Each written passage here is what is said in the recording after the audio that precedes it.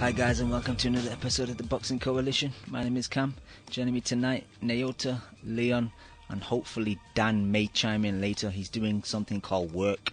Like, why would you do work over coalition? I do not know. But Leon, Triple G. Fuck you, Cam. That's not nice. Leon, Triple G. I was depressed, man. His performance was really poor for me. Ruined my Sunday morning, I guess. Saturday night, Sunday morning.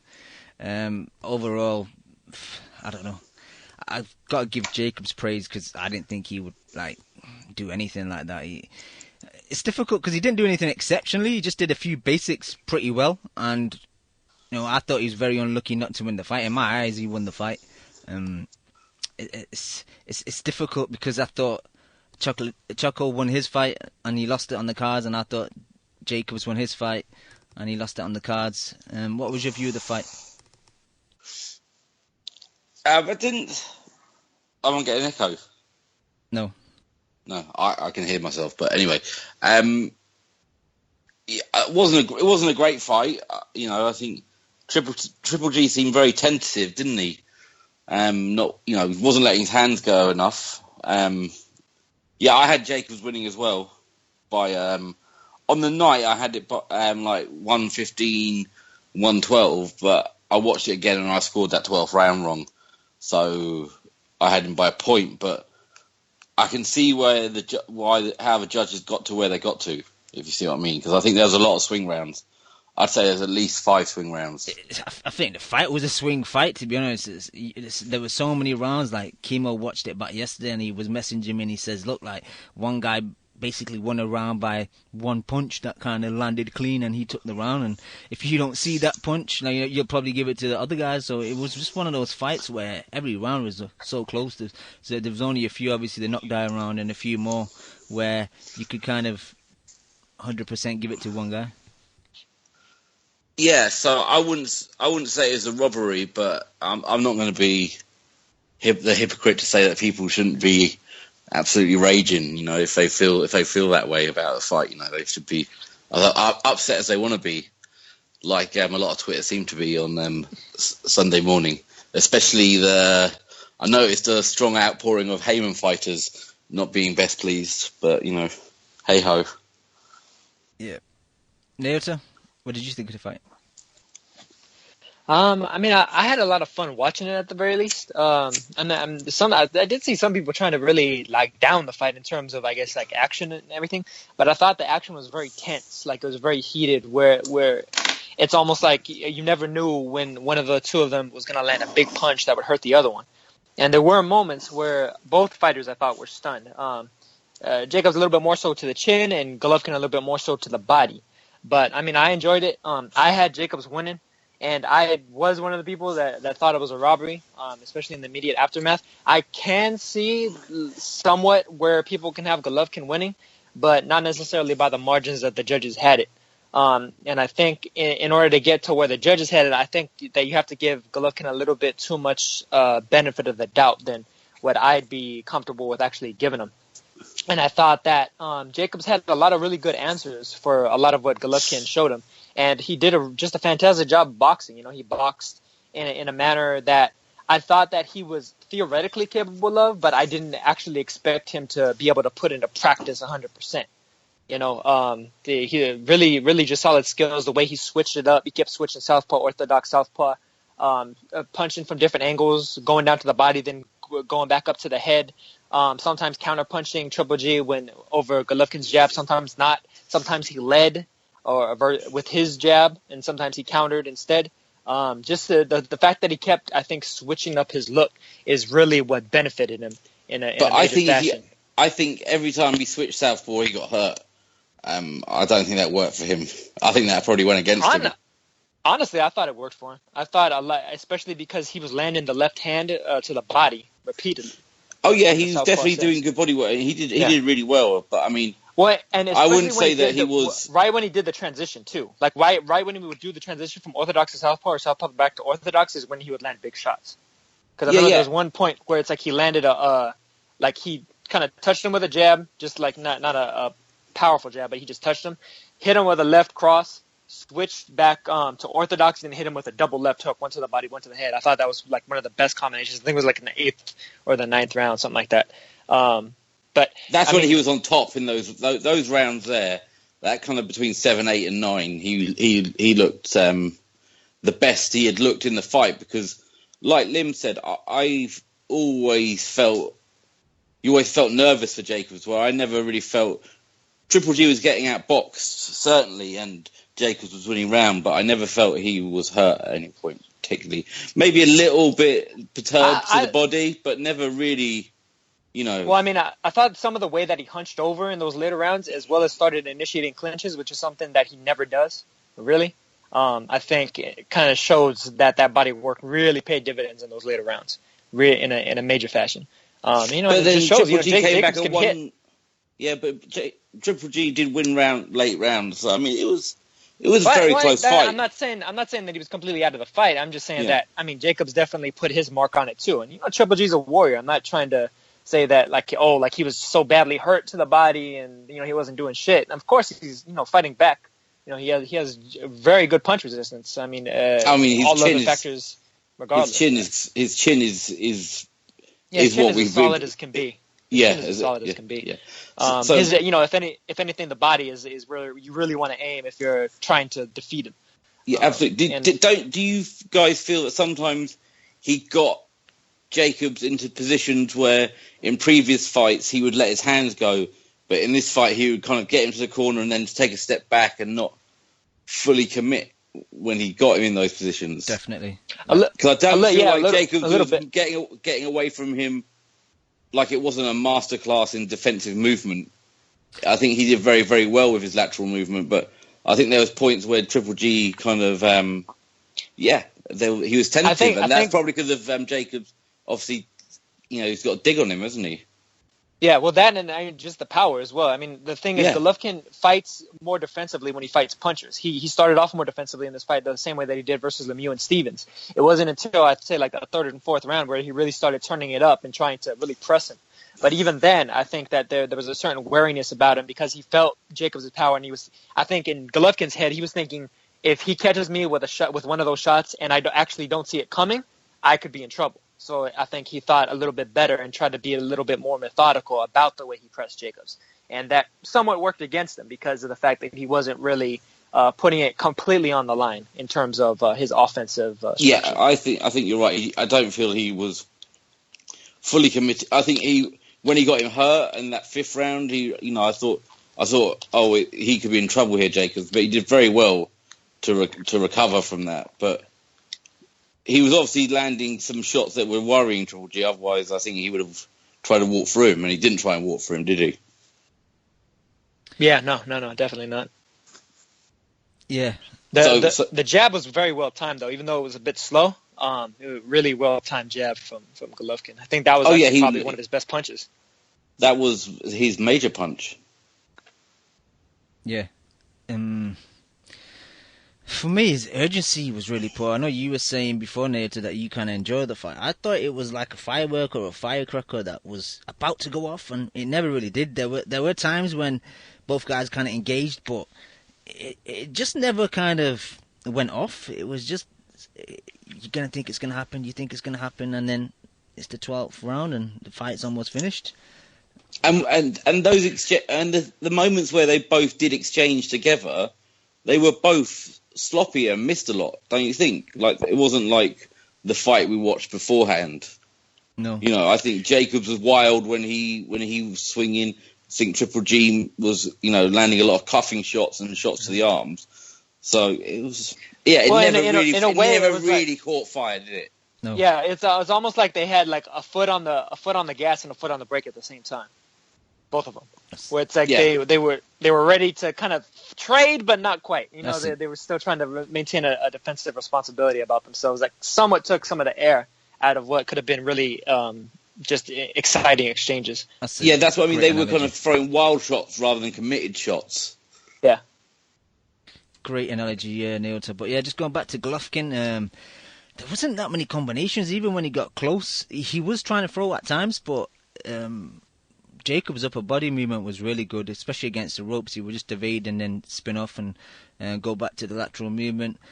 He was telegraphing the right hand a bit too much, almost like the way Lemieux throws his right hand sometimes. He was always throwing it where Jacobs was rather than what Jacobs was doing. 90% of the time Jacobs was going off to his left, so he should kind of aimed it in that direction, so it would so almost kind of Jacobs would walk onto the punch. But yeah, overall Golovkin was pretty sloppy. I'm not making excuses for him. Danny was really good. Gennady really got lucky to get away with the win, I thought. Cam, he didn't make adjustments, did he, Triple G?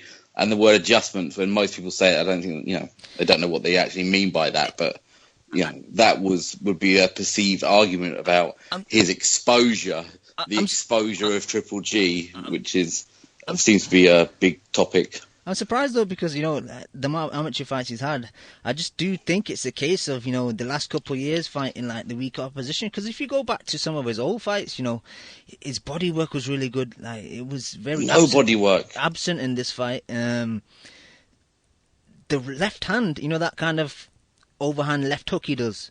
He was trying it. Jacobs' guard was tight. He was blocking it, but then he didn't think, okay, I'll go to the body. I'll slow him down. He's moving. Let me slow him down. He was trying to try this kind of lunging in right hand to the body, but he was falling short quite often because Jacobs was going back. But yeah, disappointing, man. Really disappointing. But props to Jacobs, man. I didn't think he had it in him, and he was jabbing to the body though, which was keeping him at a distance at times.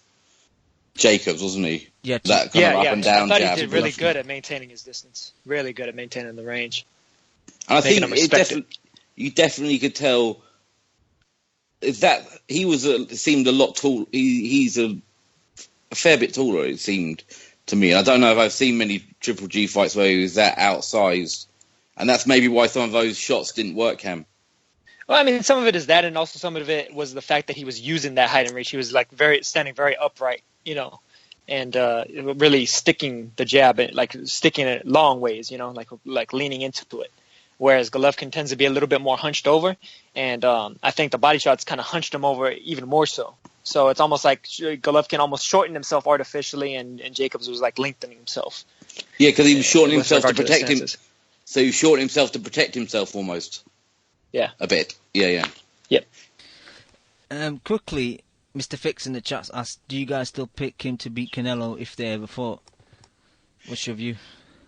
Yeah, I do, because I just don't think that is Canelo going to do what Danny Jacobs did? I don't think, there's two complete different fighters. This idea that this Canelo is anything got the style to trouble Triple G it'll still be a good fight, but they're different fighters.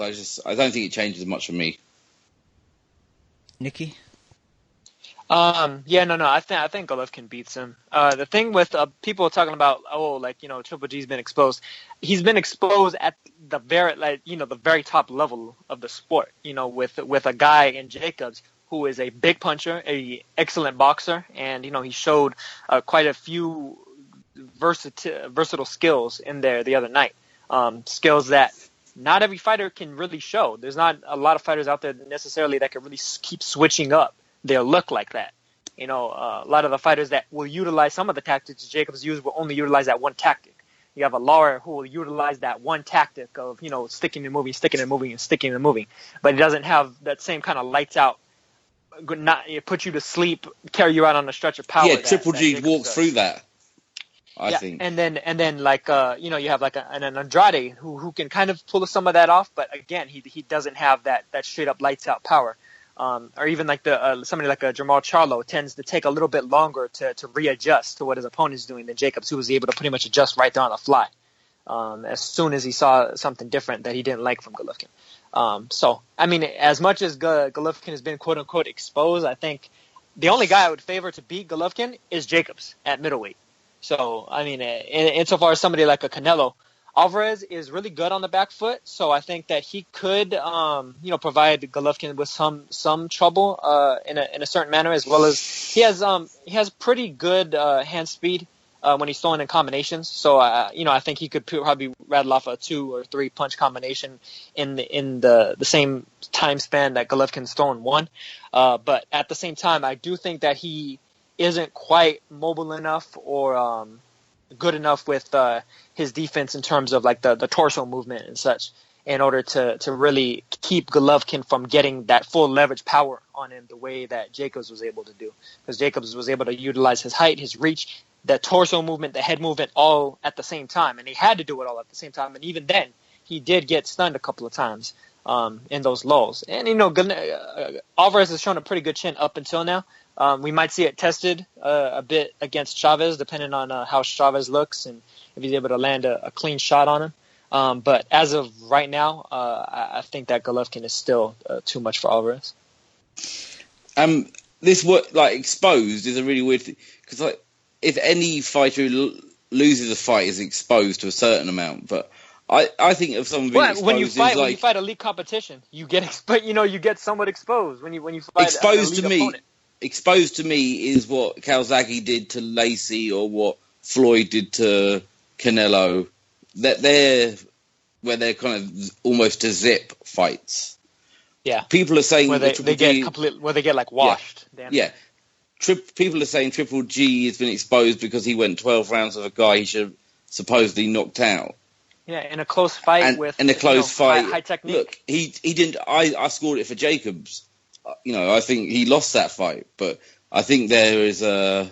Did we ever say Pacquiao was exposed when he fought Marquez? In those close fights, was the reaction? Oh, Pacquiao's been found out and completely exposed. Yeah, there's other examples. Yeah, no, exactly. That's the thing. When you fight guys that are evenly matched with you, I mean, shit happens.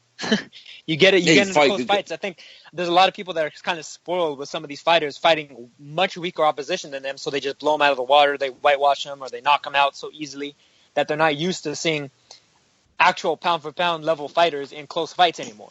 When that used to be the norm because they were always fighting tough opponents. Sugar Ray Leonard was having consistent close fights, or competitive fights, against the likes of Wilfred Benitez and Hearns and Duran and Hagler and so on and so forth. He wasn't washing these guys because they're elite level opponents.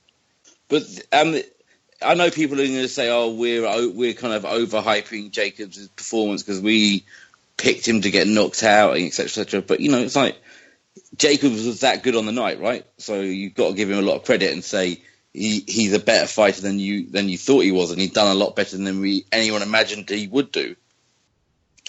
So all the credit goes to him. Yeah, and he's definitely improved too. I mean, there is something you could say definitely with regards to the Pirogue fight many years ago. He was a really young fighter at the time. He was like 22, 23. So he was at that age where most fighters generally, and he was fighting for a title at that time as well, where a lot of fighters, especially nowadays, like people say like, oh, he's young, give him a couple of years and some more tune-ups and stuff. They somewhat fast-tracked him back in those days, and he kind of paid for it. But I think he really learned from that mistake, and then he came out of all the cancer treatments and stuff. A mentally stronger, physically stronger person, and he managed to pull off a magnificent performance. I think a lot of people really didn't expect from him, and so definite props goes to him. I wanted to say something real quick about his chin, though, too. I was going to say, I still don't trust that chin. Well, the thing is, I think you have to catch him with a shot that he doesn't see. I think the key with Golovkin is he could kind of see the shots coming, so he was able to kind of brace for him and roll with them.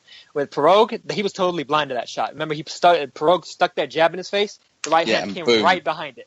And that jab was literally blinding his eyes to the right hand. Same thing with Moore, is the fact that he was going in there trying to finish Moore, walked right into the right hand. Well, with Golovkin, he was constantly going back, so he was taking some of the snap off the punches.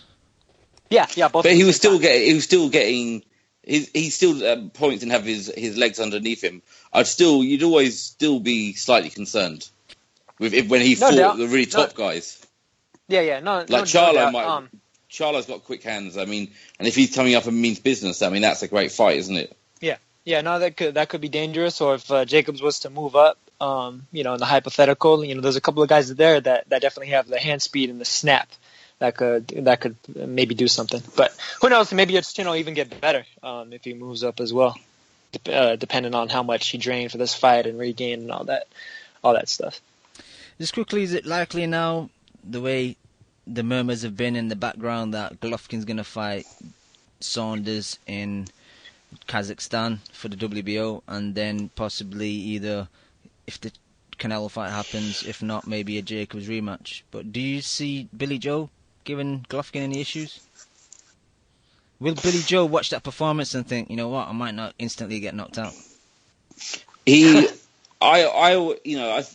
always thought that Billy Joe could nick some rounds at the beginning of a fight, and I still think he would catch up to him. But hopefully it makes people want to fight him. I mean, just so we get good fights. Yeah, it's like when you start seeing some chinks in the armor, maybe now you see some fighters out there willing to really put it on the line against him. But look, if we're going to say that people are worried about Triple G's last performance, this one against Jacob, then let's have a look at Billy Joe's last performance in a swimming pool in fucking Glasgow against some next man who no one had heard of.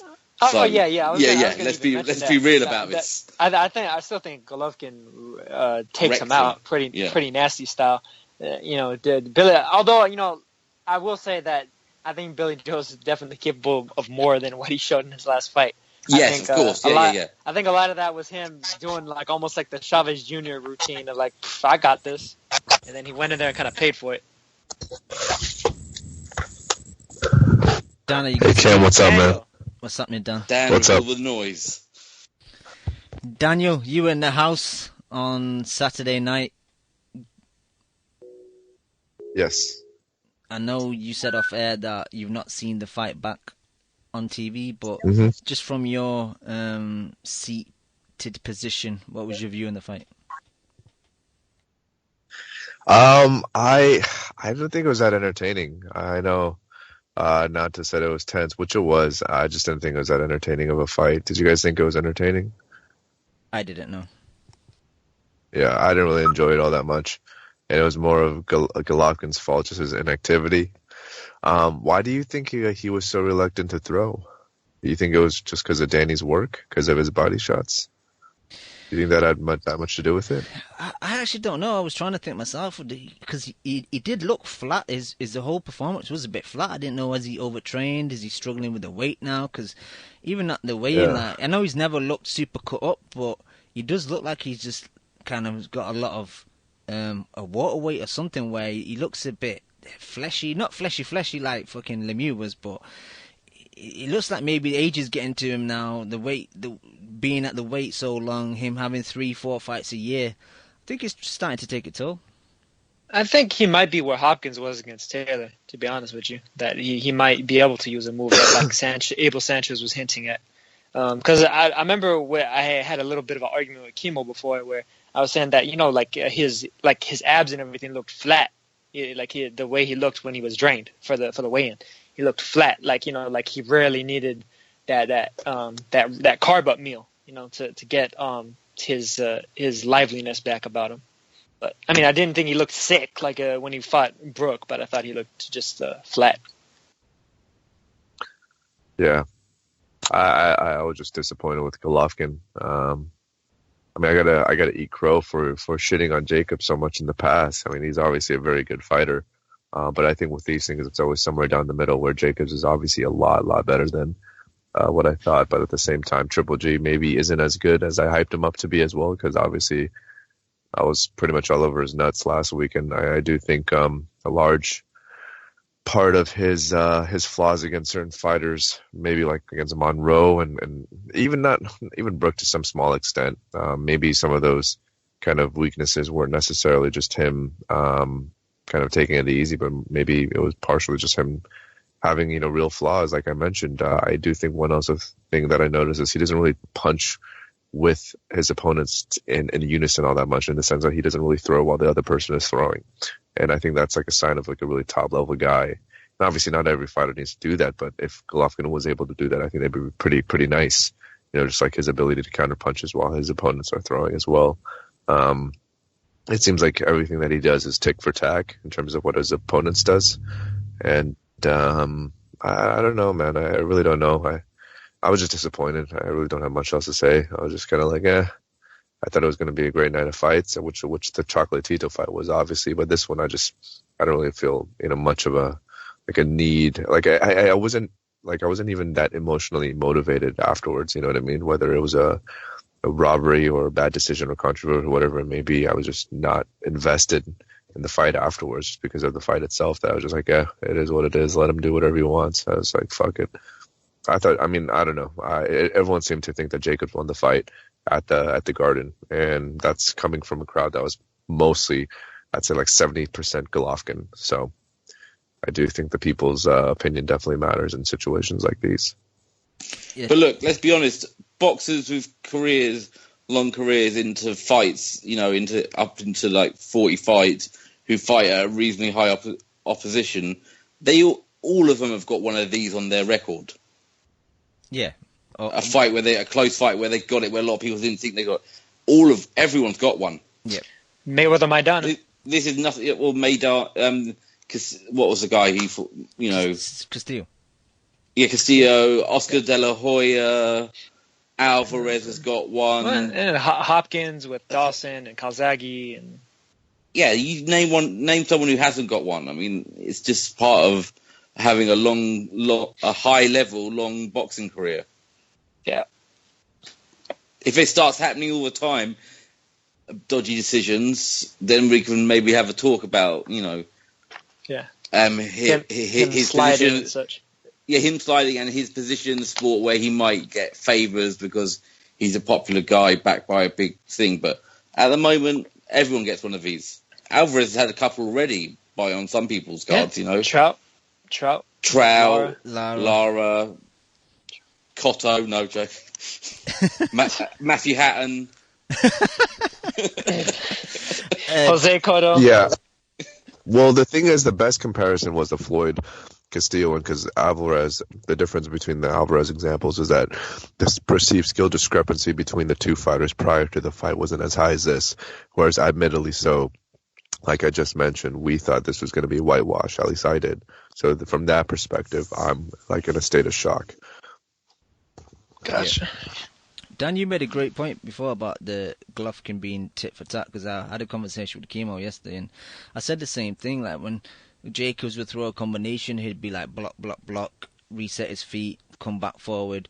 He doesn't throw, he doesn't catch and shoot. He likes to be, to either initiate it or I was going to say he likes to counter, but these days he doesn't really counter that much. It's just him leading with his shots, which for a high level guy is a bit disappointing. But I just hope it's just an off night and he comes back, whoever he fights next, and we see him back to normal, because it's pretty disappointing.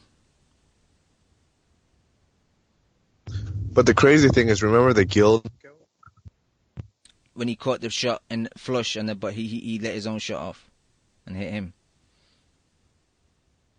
Yeah, exactly. Yeah, I don't know. I don't know if you were on before when I made my point that I think just, his level of opponents the last few years, I think he's just not as sharp as he was. Because like his body work, then like look at the Stevens fight, look at previous fights, the Macklin fights. Like where was that beautiful left hook to the body, man? It seems to be a thing of the past. Yeah, I'm sorry, Cam. I didn't listen to that part. Whenever you talk, I just turn it off. But I don't know. I'm totally kidding, Cam. I love you. But regarding, the Macklin body shot, I honestly don't think I've watched as much boxing as you guys, so I'm not like a historian by any stretch of the imagination, but that's one of the most like beautiful body shots I've ever seen in my life to deliver. And like, where the fuck was that? And I understand that the body shots leave you vulnerable, but the thing that's so disappointing is that Triple G was in such a great range to throw that body shot in so many different occasions in that fight, and he just didn't throw it. What the fuck? Yeah, what a couple the of times fuck? when Jacobs was caught on the ropes. Come on, dude. I don't know what to say, man. Just disappointed. All right, let's almost move on. But Dan, just quickly, How was the atmosphere in there? Was it a good night? How was Abe? AKA the ski mask question. How was the atmosphere? It was amazing. No, I'm kidding. It was packed. I mean, I think it was probably like 90 to 95% filled. Triple G can definitely draw a crowd. That's for sure. I'm obviously interested to see what the pay-per-view numbers are, but yeah, the atmosphere was good, man. Like I mentioned before, though, I think the majority of the crowd firmly thought that Jacobs won the fight, even Triple G fans. And you could just kind of tell, like, the Triple G fans were deflated, before the decision, and Jacobs fans were enthused. So it was a good time. It was a good night. New York City is obviously, I think it's one of the greatest cities in the world. It was cold as fuck, but it was a good time. It was a good time, but it wasn't as good as the Michael Conlan fight. We'll talk about that later. Yep. All right, I got one final question before we move on. Leon, last week I asked you guys about your opinion on Stevens not attending the Saturday morning second weigh-in for the IBF. Jacobs did a similar thing. You mean Lemieux? Sorry, Lemieux, yeah, not attending against Stevens for the second day weigh-in. Jacobs did the same thing on Saturday. I assume that your thoughts are the same as were mine. That if you're a professional and you've agreed to do something, then you should go ahead and do that. Yeah, it's a tactical move, but I love how some people there were some fighters from that side of the street talking some shit on Twitter, just saying oh, it's a good tactical move, it's a smart. Going on like Danny Jacobs is a tactical genius. And the week before, they were going, oh, it's really dangerous what Lemieux's done to Stevens. It's just a hypocrisy of this whole argument that surrounds Triple G is just astonishing sometimes. But, he shouldn't. He did it. The fight went on. We still got the fight. So do I care in the grand scheme of things? No. Should he have gone to the weigh-in? Yes. Yeah, I know to last week you kind of really didn't give a shit. You thought that the kind of rule is bullshit. I presume you feel the same way? Yeah, pretty much. I mean, to me, it's like, you come in at what you're healthy at, and a lot of it, when you're rehydrating, you can't really control exactly how much you're going to regain unless you're stepping on the scale every hour after like every little snack you have in your effort to replenish what you have already depleted yourself of. So, I mean, the way I felt about it is it wasn't necessarily like, oh, yeah, what we're going to do is we're going to gain 20 pounds overnight just so we can fuck Golovkin up or whatever. I think it's really just, we're going to do what we do. Whatever I weigh on the morning, I'll weigh on the morning. I'll test myself on the scale. And if I'm that much above the 10-pound limit, then I'm not even going to bother trying to make it. And I think that's what Lemieux did, and that's what Jacobs did as well. I think that's pretty much what both of them did. They just said, fuck it. There's no point in trying to drain myself again a day after I already did it. So I'm going to come in the best possible shape that I can, and whatever happens, happens. And that if people want to be up in arms about that rule, they need to say that the Association of Boxing Commissions need to institute that rule worldwide, because otherwise the IBF being the only one that has it, people are just going to say, well, fuck the IBF. This is that they're not the only belt in town, and they're not even necessarily the most celebrated or illustrious of them. So that's what it is. I know it's their job, but I do respect boxers for having to make a certain weight, because 10 minutes after a meal I get hungry again. So to be able to diet for weeks and restrain yourself from foods that you love, and big props to them, man. I couldn't do that shit. But all right, let's move on. Undercard, man. What a fight. My boy Choco. Nailed to you getting a lot of props on Twitter from people because of your preview of the fight, giving Rungvisai a big chance in doing something against Choco. I thought Gonzalez won it, but it was a tight fight. What was your thoughts on the fight, Nailton? I thought it was definitely a very competitive fight. I thought Gonzalez won it. I did think that he started off in hell, basically. Cesar came out with a head full of steam, full of that M150 energy drink, the big time energy drink over in Thailand, that chemo calls liquid crack. Came out there and was looking to kill Gonzalez. He was looking to like put a hole through him. Kirkland Angulo style, just to crush him. You hit him with that mean body shot. It was a little bit of a balance shot at the same time, but he did hurt him to the body because you could tell like Gonzalez took every bit of that 8 count before he got up to his feet. And, Sisaket was an animal in there. He went in there. He got a little bit dirty, used his head a little bit. Of course, Steve Willis, fantastic referee, did a good job. Eventually took a point away. He probably could have taken another one. But, it's like you don't want to take too many points from a guy in a competitive fight like that and be the one that sways the scorecards. But I do think that what wound up actually happening is I feel like the judges were scoring the blood more than they were scoring the clean punches, the clean effective punching. Because I thought, especially as it went down the stretch outside of the 11th round, where Sisaket did a really good job of kind of utilizing a lot of foot movement and like strategic clinches along with his punches in order to kind of win that round again. I felt like Gonzalez was really sharpshooting him. He was able to catch most of Sisaket's punches on his gloves and do really good job at countering him. He actually managed to hurt him a couple of times too, a couple of times to the body and a couple of times with like left hooks and left uppercuts right on the chin. And I just thought that he showed improved. Even still, why he's been celebrated as a pound for pounder all this time is the fact that he's at his 4th weight class. He fought evenly or slightly better than a top level former champion, a guy that was a mandatory once again, a guy with 38 knockouts and 40 wins at the time. Now 42 wins, and a guy who a lot of people thought lost the belt controversially against Carlos Cuadras, who himself was a guy that ran Gonzalez close. And even then, they still had to give favorable judging to Sisaket in order to get the zero off of Gonzalez's win-loss record. But to me, I thought Gonzalez just did a fantastic job of outboxing Sisaket, particularly down the stretch. But Sisaket is a beast. He's a savage, and he's definitely one of these guys that why I've said for years now that kind of like Roger Mayweather says, most people don't know shit about boxing. Most people don't know shit about boxing below featherweight. And, he was a big underdog, and I always felt like when I saw people rating him at 9-1, 10-1, 11-1, or whatever it was, depending on the different source, that was way too wide. It was way too wide, just like it was way too wide when it was 25-1 for Hecky Butler and Byron Rojas, just like it was way too wide when it was Moises Fuentes versus Raul Garcia. That was like 14-1 or something like that. And, just a fantastic fight, another fight of the year type candidate. It's kind of interesting as to what's going to happen now, because I know that Cuadras was supposed to be the next mandatory for the WBC. But now, of course, Gonzalez's team is petitioning the WBC for an immediate rematch.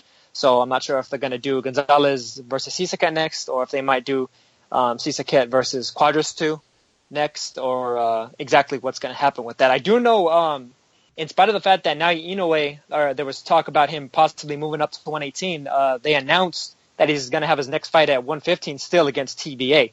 So I'm hoping that TBA is somebody like an Estrada or a Cuadras. Or who knows, maybe even Gonzalez can slide in there in some manner. But I'd imagine, money-wise, the WBC ordering Sisaket versus Gonzalez would probably be the best way to go in terms of them probably maximizing the revenue and all that stuff. Cuadras can potentially fight somebody else, maybe an Ancajas, maybe an Estrada, maybe an Inoue. So it's kind of a shame that Yafai is taking a big step down in competition, as I mentioned to you recently, Cam. As we all expected. Yeah. Damn it. Damn you, Eddie Hearn. Come on. Let your kids come out to play, man. But, yeah. That's never going to fucking happen. Super flyweight is the most packed division in boxing, man. You got 8 killers in the top 8, man. You got Roman Gonzalez, Cesar Rungvisai, Carlos Cuadras, Juan Francisco Estrada, Naoya Inoue, Janriel Casimero, Joran Ankaz, Kal Yafai. I mean, just a bunch of fighters where it's no easy task to get a title up there. And, Chocolatito is one of those guys that had he stayed at 112 this entire time, he could be undefeated for the next 5 to 10 years. The only guys that I could see really messing with him there is the likes of Pedro Guevara and Kosei Tanaka if they were to move up from 108, because I think those two are pretty special talents in their own right. But I wouldn't favor either of them over Gonzalez at all. And it's at a certain point you hit a wall. And even though We talk about pound for pound and this and that. Weight classes do matter. They do matter eventually. They would have mattered for Floyd if he had gone up to fight the likes of a Sergio Martinez or a Paul Williams. They did matter for Hopkins when he moved up and eventually came across the likes of Dawson and Calzaghe. It mattered for Tarver when he came back down and got knocked out for Jones when he got knocked out by Tarver and Johnson. And, it happens. You hit some walls eventually, and especially when you're fighting elite opponent after elite opponent. When you go from Valoria to Arroyo to Quadras to Sisaket, all 4 in a row, that is a very dangerous field of opposition that you're facing. Yeah, I wanted Leon's opinion, but quickly, Naoto, you mentioned anyway, you sent me, I don't know if it was an Instagram screenshot or Twitter where now anyway basically said, and it was translated, so I don't know if the translation was 100%, but basically now that Gonzalez is lost, he has kind of lost interest in fighting him. If that translation was true and it wasn't, I don't know, some meme that got created on Photoshop or some shit, that's quite disappointing, man. Just because he's officially lost on his record, even though a lot of people considered him winning the fight in a really good fight of the year contender fight. It's a shame that he's come out publicly and said that.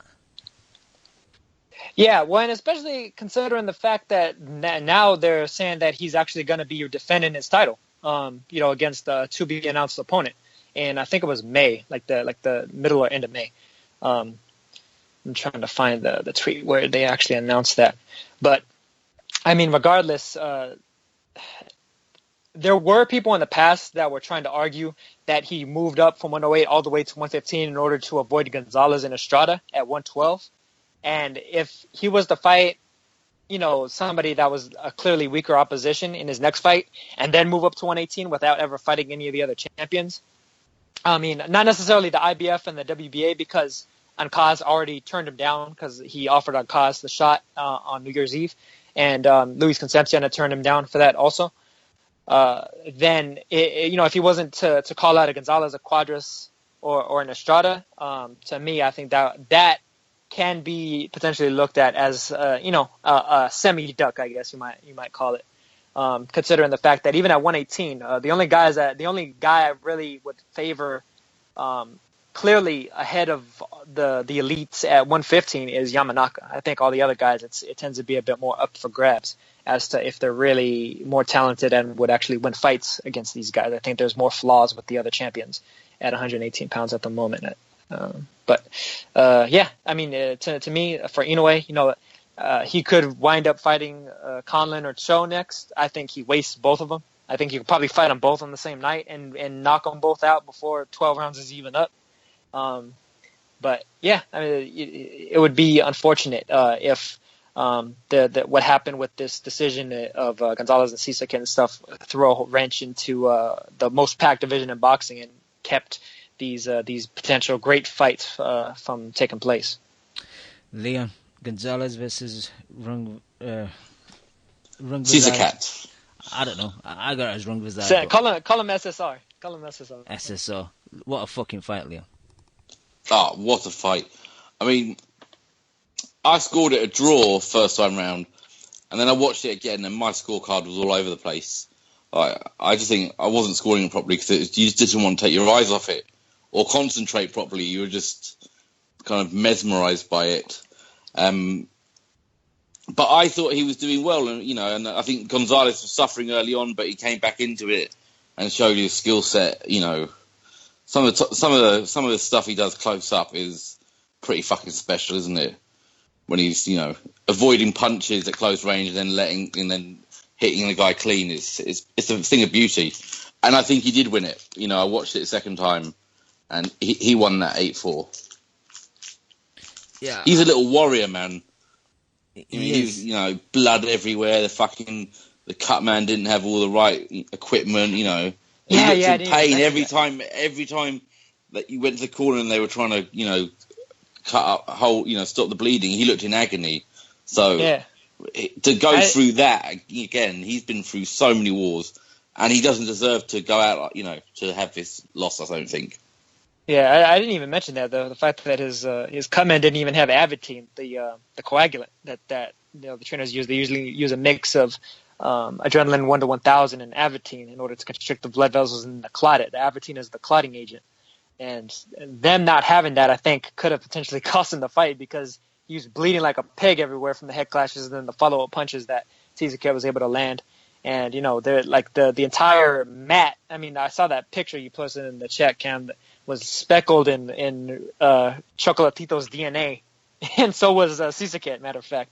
And I think that was a big misstep from him. That's like a Tyson rubber glove moment for versus Busted Douglas. And I think that was a big mistake on their part. Yeah, man, it's really unfortunate that Gonzalez wound up actually losing the zero like that. But he was that power didn't come up. The power wasn't there early on, was it? Because that guy was taking shots like a meth head, wasn't he? Yeah, just walking through it. The thing is, with Gonzalez, he's always. But it caught up with him later on, though. Yeah, he's always tended to be more of a volume puncher than like a one shot get you out of there guy. Even at 105 and 108, where he was able to actually get a few guys out of there with one shot. As he's moved up, that power, it dissipates a little bit, and it's only natural to. Eventually you can't just take out every single guy you're facing, especially guys at the top level like a Cizek or a Quadras with one shot. They're gonna take what you got and they're gonna fire back, even if they're a little bit stunned. But they were both. I mean, some of the punches and some of the combinations they were both letting off were kind of real elite level stuff, weren't they? Yeah, definitely. So close up as well, Yeah, I mean the main flaw you could say with Cizek is he really doesn't have a lot of head movement, but he does have pretty good foot movement. When he managed to use his torso a little bit, he did fairly well there. But yeah, I mean he's definitely an all offense type fighter, and his offense is definitely at an extremely high level. He rips those body shots, he pushes you back. He even got a little dirty in there with he'd initiate a clinch, break his own clinch, and then hit you. And that's something that he's really good at doing. And he has that kind of no holds barred, whatever happens type of style that that Salito Turtzak type of style, where he's trying to get you into a street brawl. And if you engage him in that, good luck to you. Hey, Nauta, fighting that 30-plus debutants didn't seem to go against him, did it, though? Oh, yeah. No, absolutely not, man. That's the way they do it in Thailand, man. If you got legs, you can fight. You got legs, you can fight. That's a tough son of a bitch culture over there. And his pro debut was against Akira Yagashi, a 3-weight champion, a 9-2 Akira Yagashi. So this guy was built from the very beginning to be a bad. I mean, that's a ridiculous first fight, isn't it? Yeah. To Nota's point about the blood, I definitely think that maybe swayed some of the judges, and his pushing back, his aggression, and even some of his grunting. When he was throwing his combinations, he was making loud noises. I think the combination of all those things definitely maybe favoured the win for him on points. But it was a fun fight to watch. That third round when the head clash occurred, and after that Chaco just went after him, and both guys were just going to war in the middle of the ring, man. It was great. But I think I put a tweet out at the same time. It was like a technical war, man. It wasn't just two guys fighting outside a pub swinging punches. They were going to war, but there was technique to it. They were rolling underneath. They were leaning back, throwing combinations. Like Choco, when he puts 4 punches together, on the accuracy, man, it's amazing, man. He very often doesn't miss when he puts those 4 or 5 punches together. One thing he kind of similar does to the Golovkin that I was saying before. If he is under pressure and the guy's throwing punches at him, he'll just block, reset his feet, and then go forward. He doesn't catch and shoot, or he doesn't always try and counter. He does counter sometimes if the guy's close enough, but if the guy kind of steps in then steps out, then he won't, because he'll just swing and miss. But it's a small criticism for a guy that's fucking up there for one of the best I think fighters. that was particular for this fight too, because I think he was a little bit wary of Cizek's power after what happened in the first round. Yeah, and look, and I tell you one thing, I get the thing with Golovkin and people have issues with him, but people taking joy in him losing is I mean, what do you fucking want from your fighters? I mean, this guy has given us everything you could ever expect of a fighter. What I find really amusing is that in his fourth weight class, fighting his fourth elite opponent in a row. They had to essentially rob him. Maybe going a little bit far with saying that it was a robbery, but he should have won the fight. But they had to essentially rob him in order to give him a loss. Whereas some of these other pound-for-pounders have to get favorable decisions in order to keep from getting a loss in their first and second weight classes. So, Leon, what do you see? Like a nice little rest for the dude, seeing as though he's had give us a few war after wars, and then hopefully the rematch with Rungvisai, or do you think he'll go in a different direction if in a way gives him a good offer? Or I see the Quadras rematch out the window now, especially with like Quadras looking pretty bad. Well, not bad, but he didn't look great on the undercard. But yeah, what do you see next for Choco? He can do what he likes. I mean, if he chose to retire tomorrow, he can be, more than happy. But I think he takes I think we get this rematch, but maybe like 6 months down the line, I think he deserves a break. Because you want to make sure that face heals nicely. The cuts. Yeah, cut over the eye and up on the hairline. Yeah. So I think we get that. I think we get HBO. If they've got another pay-per-view at the end of the year, you telling me they don't want that again? They want that again. People were talking about that, I also think if the rematch is signed, we should dip into our pockets and send his corner some coagulant to deal with any future cuts. Yeah, definitely. I mean, he got paid pretty good for this fight. He got $550K, so hopefully he can maybe convince his cut man to actually bring the shit next time. Yeah, I was looking at Fat Dan. He put out the purses for the fights, and you got $550. I think Rungvisai got was it $75K or something like that? Yeah, 75,000. That's pretty shitty, man. Yeah. I mean, it's a tough break, but that's what they offered him. And the Thai fighters, they don't necessarily get paid a whole hell of a lot, even in Thailand. They're not on the same level as like the Japanese, where they're paying their home country fighters, the six-figure sums.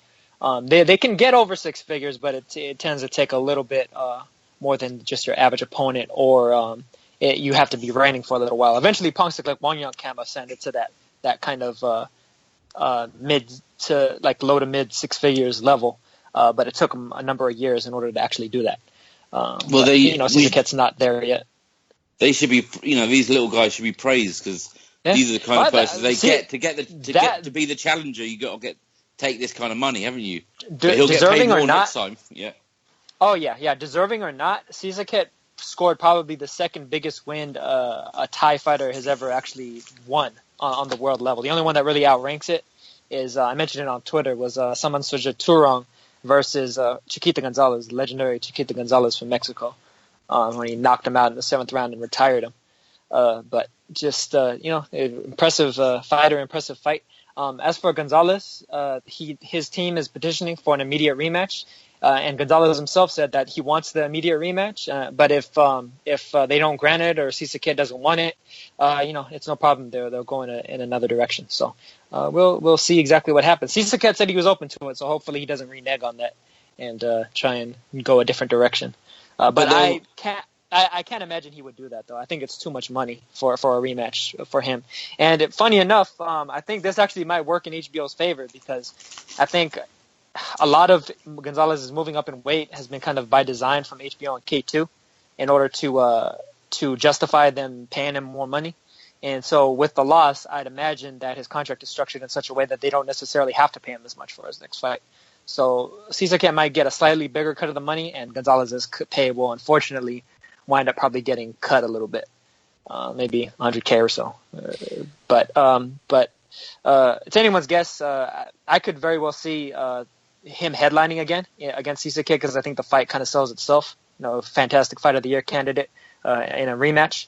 But they could put it on the Golovkin undercard once again as well too. I think either way works. His face got cut, and his paycheck might get cut. That's for you, Kimo. Leon, anything else regarding this fight? Just going to say that there has to be some kind of really big upset to beat this. This is the best win on paper of the year. I know there's kind of people think that Jokosito won the fight, but on paper this is a huge upset and a massive win, and someone's going to have to do something special to beat that. Oh shit! I forgot. Yeah, even on BoxRec, they have Cesar Cat rated #1 now, ahead of everybody, ahead of Inoue, ahead of Gonzalez himself, ahead of Quadras. He has to be there, doesn't he? Yeah. By default, by beating this guy. You got. I forgot. Yeah. What about Kellerman's snide little jab in the post-fight interview? He's a fucking. About him eating garbage. He's a spastic. That No, guy. about Yeah, him like not winning the fight really, but winning the fight.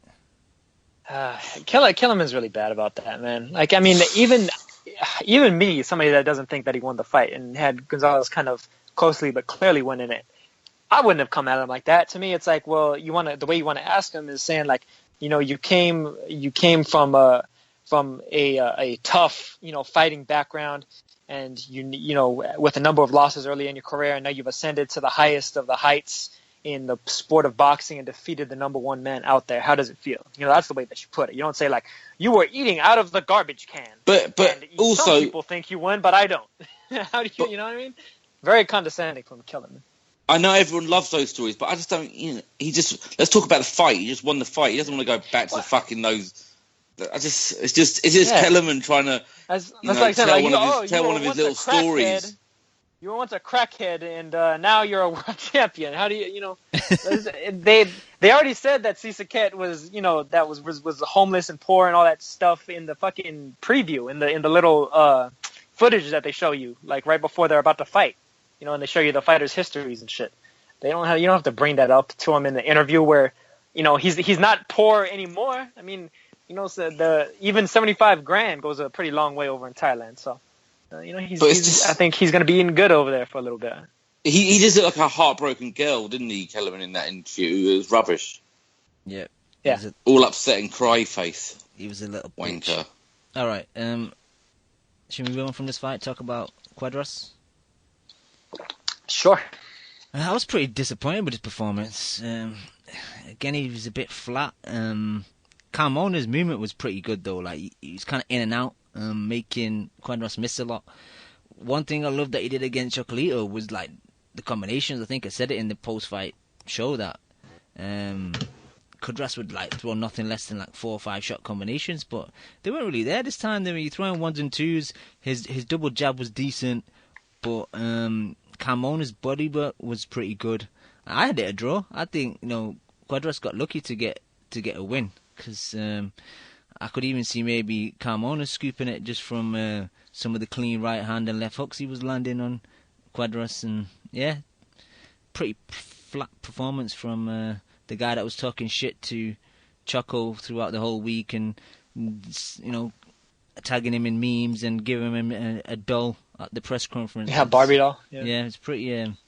If you're gonna do all that shit, then at least show up a bit. But I think it was more on Carmona. Maybe you underestimated him. Like his fee as well. Naota Dan put it out. You think Quadras got $100K and Carmona got $12,500. So we thought Rungvisai didn't get shit. Well, Carmona putting all the effort in, he definitely didn't get shit.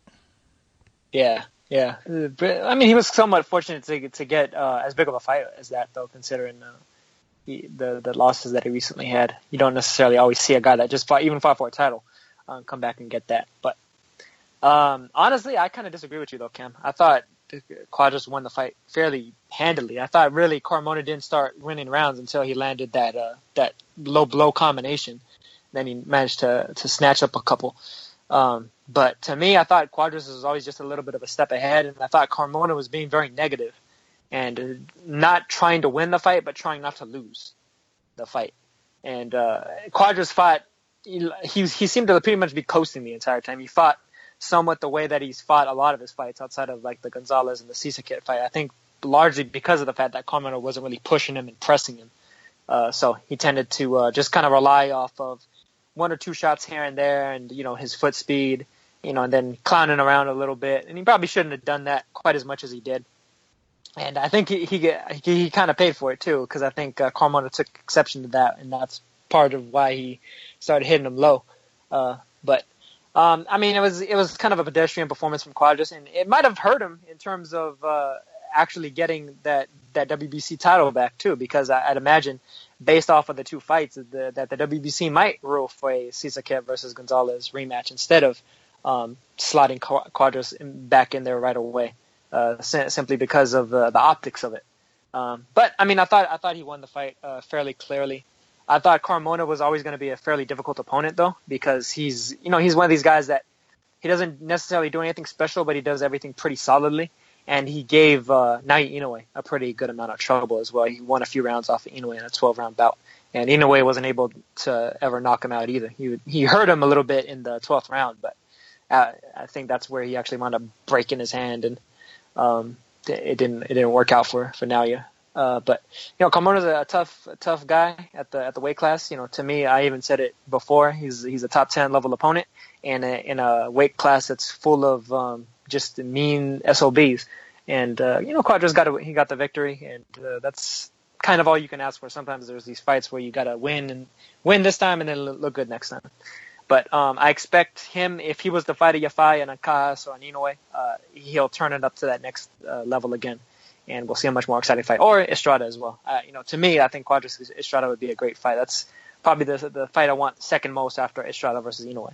Because Inoue calls all these other guys out, but he doesn't call out Estrada. Just want to put that out there. Ducking Estrada. Estrada's a boogeyman, man. Yep. Estrada called out Quadras before, too.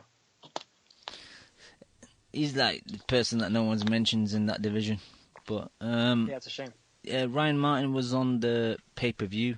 I've never seen him before. He looked quite decent, lightweight, pretty tall, rangy. Andy Lee was on there as well. Pretty average performance, 8-rounder against Kandre Leatherwood. It's quite even until maybe like the second half of the fight, and Lee just started to do a bit more output, landing a bit more with the left hand, the southpaw backhand. I don't know, a bit of a weird fight for Andy Lee. I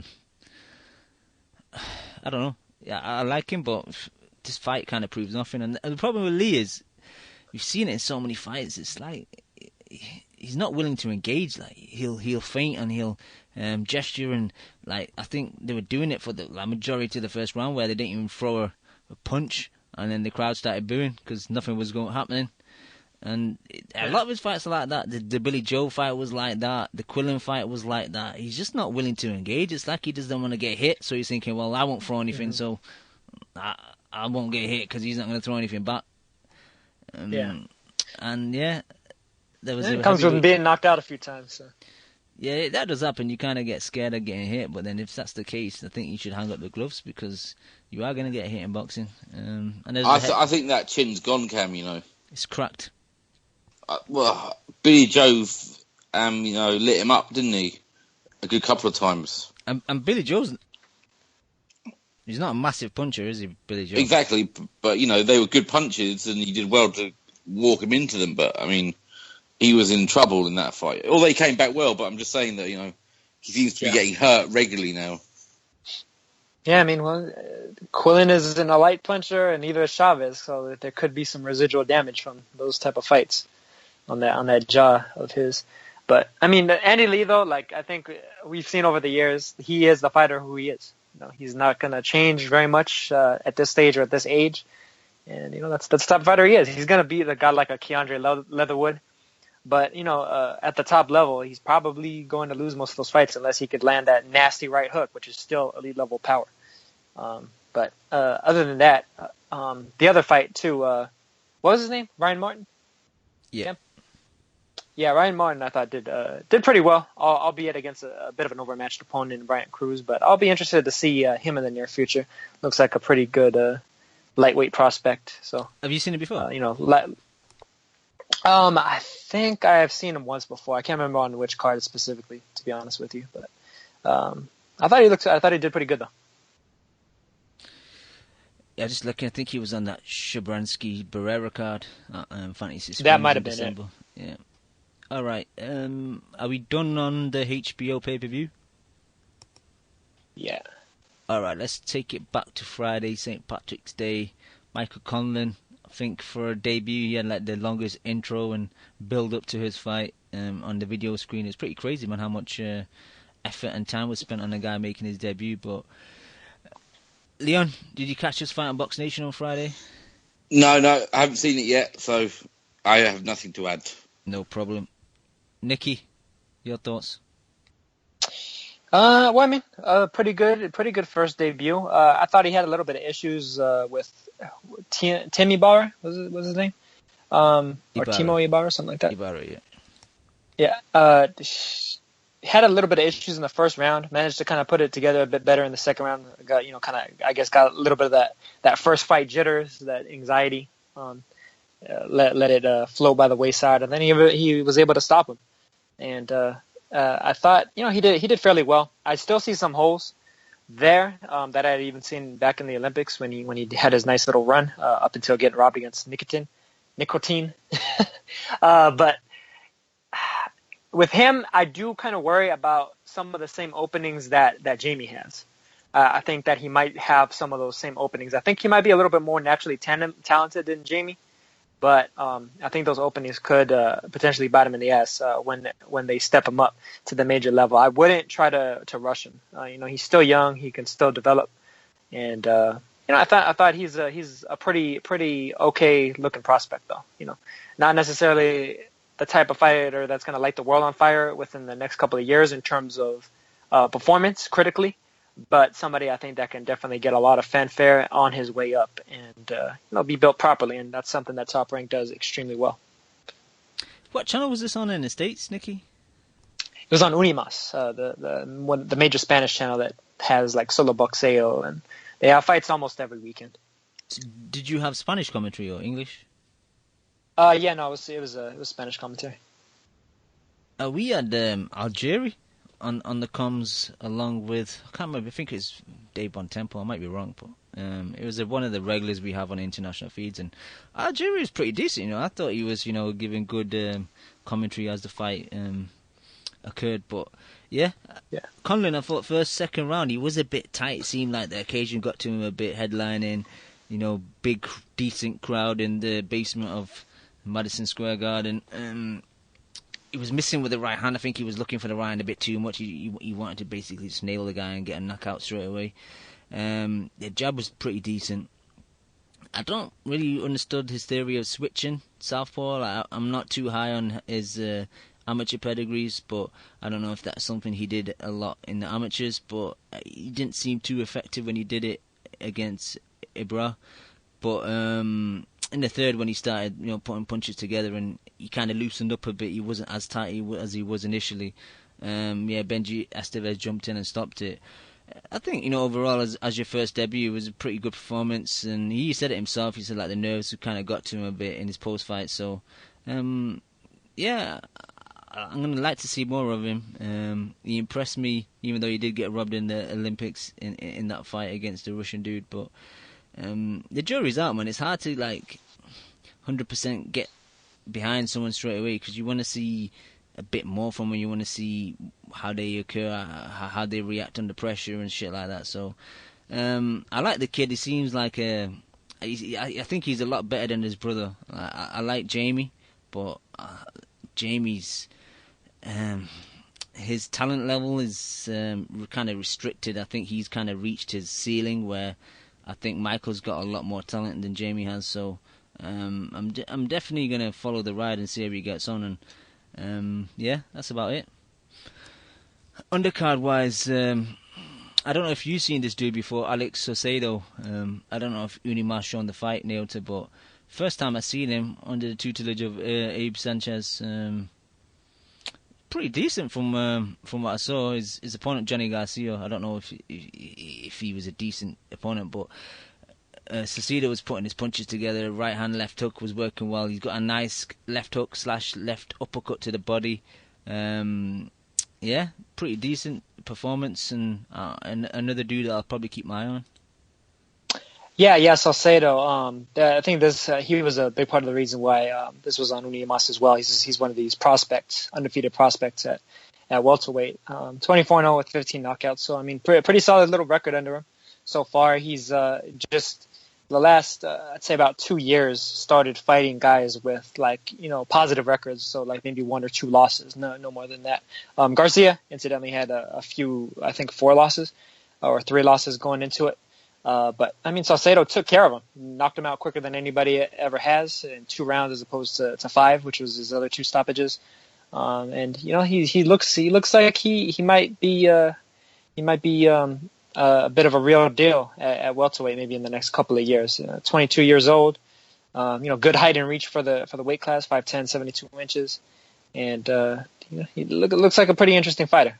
Interesting though, the fact that he's from Chihuahua, Mexico, but he fights out of Oklahoma City, Oklahoma. So interesting Midwest, the rare Midwest Chicano that you don't see too often. Do you think his age is the reason why they're kind of taking it slow? I think he debuted at like the end of 2011, and he's kind of 24 and old now. It's like they've definitely took his time with him. Oh yeah. I'd imagine he's one of these guys that he probably just turned pro without much fanfare, and then within his first few fights, people saw that he has talent, and then that's the point where they kind of signed him and got him some good fights in order to slowly step him up, as opposed to just throwing him in with the Lions like a lot of these fighters get thrown in with when they debut that young. So it'll be interesting to see how he does. He's got somewhat of a veteran record already, even as young as he is. So it'll be interesting to see how he progresses. The other fight that Box Nation showed me a little preview of afterwards, not live, but after the fight had happened, was the Robson Conceição, his second professional fight against Aaron Hollis. I know you've seen this narrative as well because you hooked me with the link also, but I don't know. This guy's an accident waiting to happen. The fact that did Top Rank sign him to like a 5-year deal? That's strange, man, because he did impress in the Olympics, but as a professional, maybe it's just the nerves and it needs couple of years to kind of hone his skills, but yeah, he was very slappy, very wide with the punches. Anyone half decent with straight punches would fucking annihilate him, to be honest. Yeah, Conceição, he kind of looks like a Mayorga without the power, like a slappy Mayorga, which can be really dangerous because if you don't have that power that Mayorga had in his prime at 147, that slappy wideness can really bite you in the ass. And even if you do have the power, it can bite you in the ass, as it eventually did with Mayorga. Although I think some of that was Mayorga not being disciplined as well in his training. But for Conceição, we were pretty impressed with him last year in the Olympics. I thought we both thought he did a pretty good job. Especially, he got the gold medal, defeated Sofian Umija, in spite of the fact that he got rocked by Umija. I think it was in the second round with that big left hook that Umija knocked on that Ronrong out with. I think really we'll see exactly how far his depth goes once they step him up a little bit further in competition. But I do think that guys that can kind of press him on the inside and shoot those straight shots up the middle are going to be really difficult for him to handle because of the fact that he's so wide and doesn't necessarily have that lights out power to be swinging that freely. So a little bit concerning. And there was one fight I didn't catch, and you tried to help me with a link. I just didn't have time to watch it. Another Olympian, Teofimo Lopez, was on that card as well. Yeah, Teofimo Lopez. He was actually trying to represent the United States at the lightweight division, but due to some weird rule structure changes, his hot rival, his chief rival as an amateur, Carlos Balderas, wound up representing the U.S. And remember, he was a guy that most of us thought got robbed against really good Cuban fighter. He dropped him a couple of times, and somehow he still lost in the eyes of the judges. But Lopez, he wound up representing Honduras instead. His dad is from Honduras, but he's a fighter that fights out of Brooklyn. And so it's appropriate that they had him there in NYC representing for his hometown. Did a good job. I think he actually might be one of the best prospects coming out of the 2016 Olympics. He's only 19 years old, but he already looks like has a good professional style. Utilizes a little bit of a shoulder roll, but does it in a responsible manner. He's not just doing it for show and to show off and everything. He utilizes it as a way of kind of catching punches on his glove or on his shoulder and then countering over him the way that it's really meant to be done. And he knocked Daniel Bastian out in the second round. Good mix of body shots and headshots. And he looks like a bit of a crafty young vet, even at only three victories so far. 3 victories, all 3 by knockout. All 3 against opponents with winning records, 3-1-1, 10-7-0, and 4-3-0. So I think Lopez is going to be somebody to keep an eye on in the future at the lightweight division.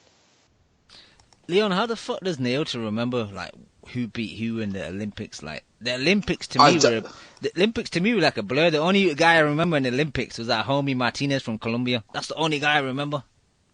And that's what I was just trying to remember his name, and I've forgotten him. Oh I yeah, can't remember anything. You know what? I had to Google it because I forgot his name too. I was like, Yeah. who's that good little guy we like? I can't remember anything. Naota, your memory is incredible, man. Thank you.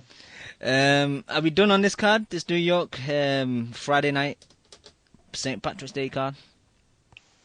Yeah, I think we covered it pretty clearly. All right, I'm trying to think. What should we go into next? What else did you see, Leon and Naota? I saw that next gen card on Sky on Friday, which was pretty poor. Apart from one fight, was decent, and Reese Bellotti. First time I seen him, and he was pretty okay. I saw that. I didn't see any of that card. I saw the Amir Mansour fight against Travis Kaufman. I saw that. I saw Tuesday's Derevchenko fight against Kamal Russell. That was a decent scrap. I saw that too. I saw Dennis Silin versus Isaac Lowe in Denmark. And that's all I Didn't see saw. that one. I couldn't bother with Stieglitz and Sijlocker and Tepper and Whack. That was just whack. David Brophy won. Sorry, go on. Did I don't know the result of it. Did the Isaac Lowe fight get called off or cut or something? Yeah, there was a head clash in the fourth, and it must be a Danish rules thing where it was classed as a technical draw. Because I thought in most places that would be a no contest, but yeah, it was clash. It was pretty decent up into there. I found a reasonable link, either I think it's Daily Motion or on YouTube. And it was a kind of fun fight. The second round and first round were quite heated. Then both guys settled down. Lowe was just on the outside, and he was trying to kind of counter, but from too far out. So he was kind of lunging a bit, but he managed to find his timing a bit in the fourth. Managed to catch Ceiling a few times, but yeah, the head clash occurred. It was totally accidental. He wasn't like trying to lead in with his head, but. I actually won't mind after Ceiling's recovered if to do it again, because it looked like it was going to turn out into a bit of a war, to be honest. Yeah, it's a shame it didn't get finished. And Tyson was in Denmark looking like Tony Soprano. What's with those Tony Soprano shirts that he loves, man? Big fat man now, isn't he? His hair's receding. I don't know, maybe massive. Maybe he just watches that all day, every day. There was a little while where I did that. I just literally watched nothing but like all of the seasons of The Sopranos for like 3 weeks straight. Just on a binge. Yeah.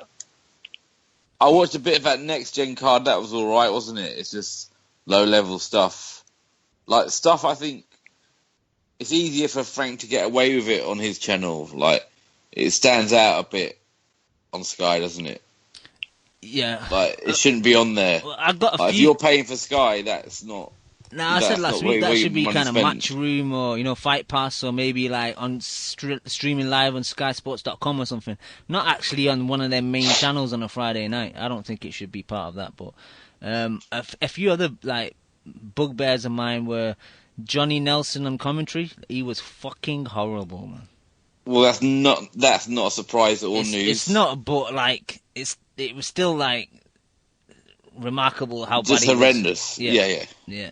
And also Hearn, doing, I don't know what the actual role would be, but like co-presenting, if you say, like, so you had the new girl that they're using, and Hearn was kind of co-presenting with her, but it's like, well. He's the fucking promoter. He's not going to say negative about the opponent or his own boxer or whatever, is he? So it's like, what the fuck's the point of him being there?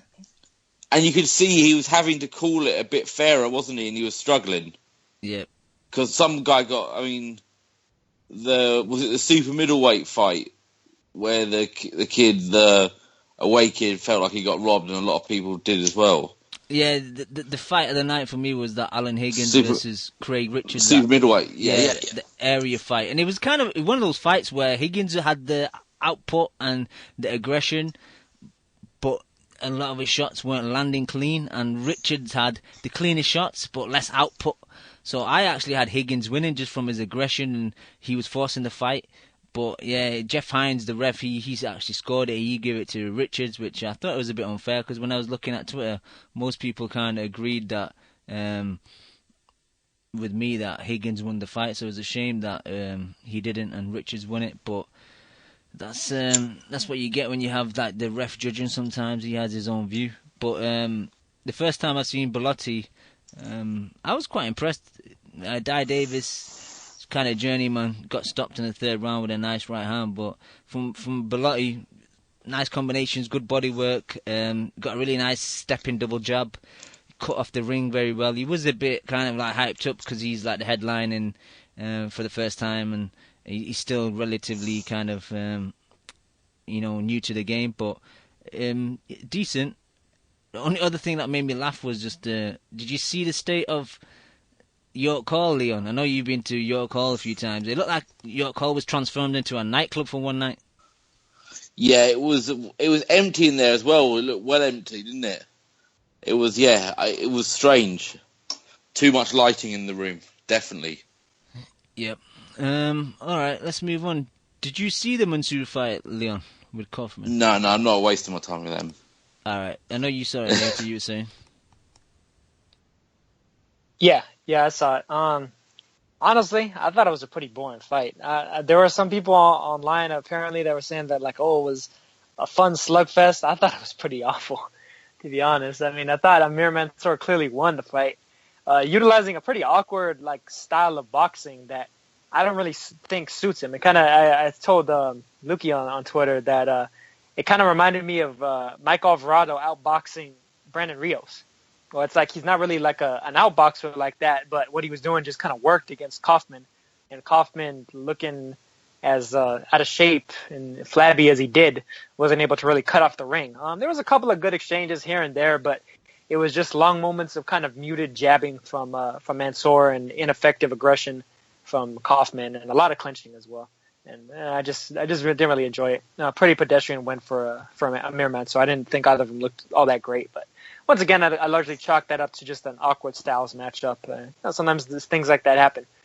Mansour against other types of opponents, he's prone to be and will be more aggressive because that's the way that he's going to win those fights. He's not going to go in there trying to outbox somebody like a Deontay Wilder to a decision. He needs to go in there and give him something to think about. So, pedestrian victory for Mansour. And honestly, I thought people were overrating the hell out of Kaufman off of the Chris Arreola fight where the man was training off of marijuana and Cheerios, and so I think that Mansour kind of showed that. I watched it just before the show because I couldn't find a link over the weekend, but someone managed to post a decent copy in Daily Motion, so I watched it there. It wasn't a shit fight. Excuse me, I'm just gonna cough and mute myself. Yeah, sorry, it wasn't a shit fight, but it did lack a bit of kind of drama in that. Kaufman went to southpaw in the second, and he actually landed a straight left on Mansour and hurt him, and he grabbed him like he was a mama for the rest of the round. And then Mansour just kind of went on the back foot, just jabbing. Kaufman just wasn't really cutting off the ring, wasn't really throwing much. He was just trying to kind of get close and then throw.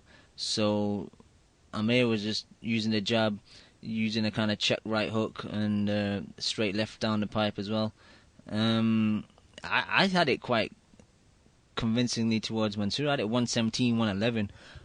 How one judge had it a draw. Steve Weisfeld had it 114, 114. I don't see that at all. Like Kaufman was very low with his output, his accuracy, everything, man. Like how he had that draw, who knows?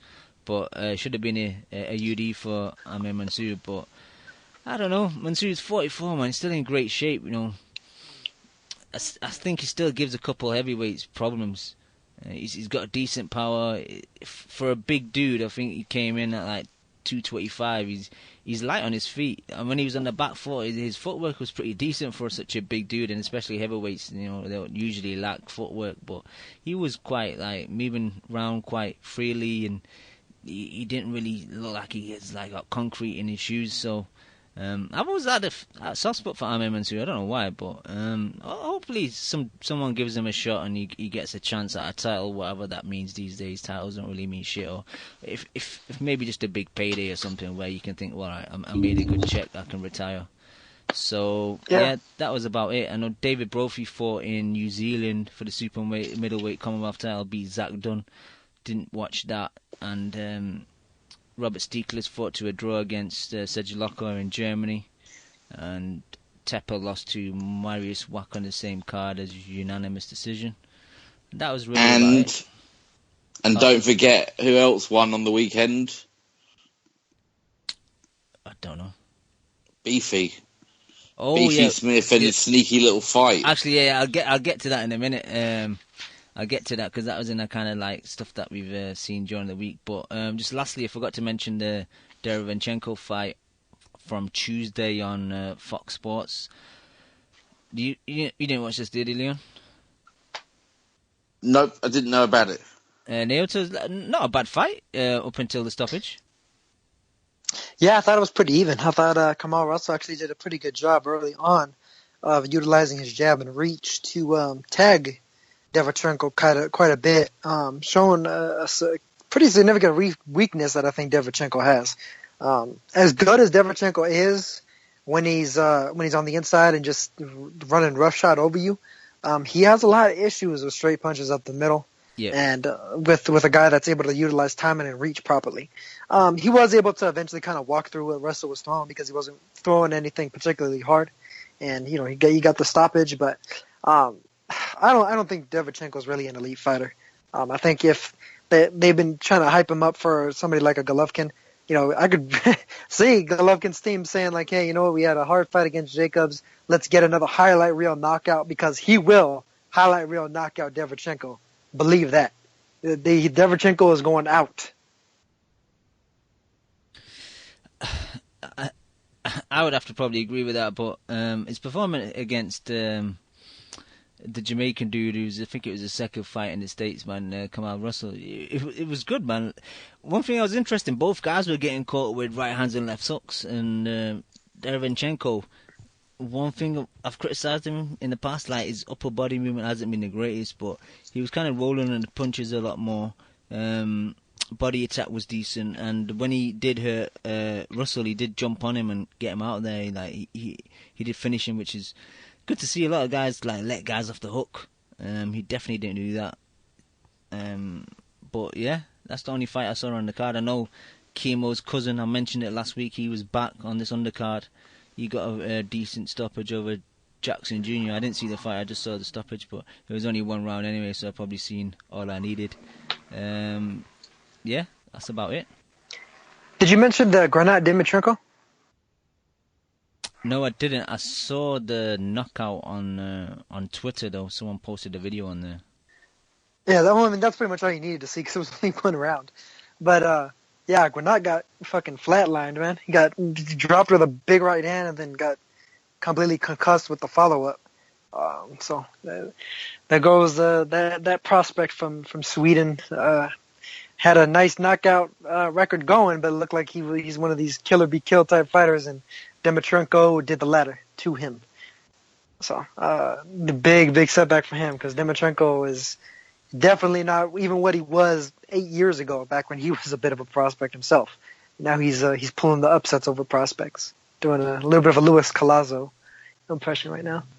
Yeah, Leon, you sent me the link to that brutal kind of knockout, and even more, the brutal refereeing, because he didn't look at any point like he was going to jump in and stop it.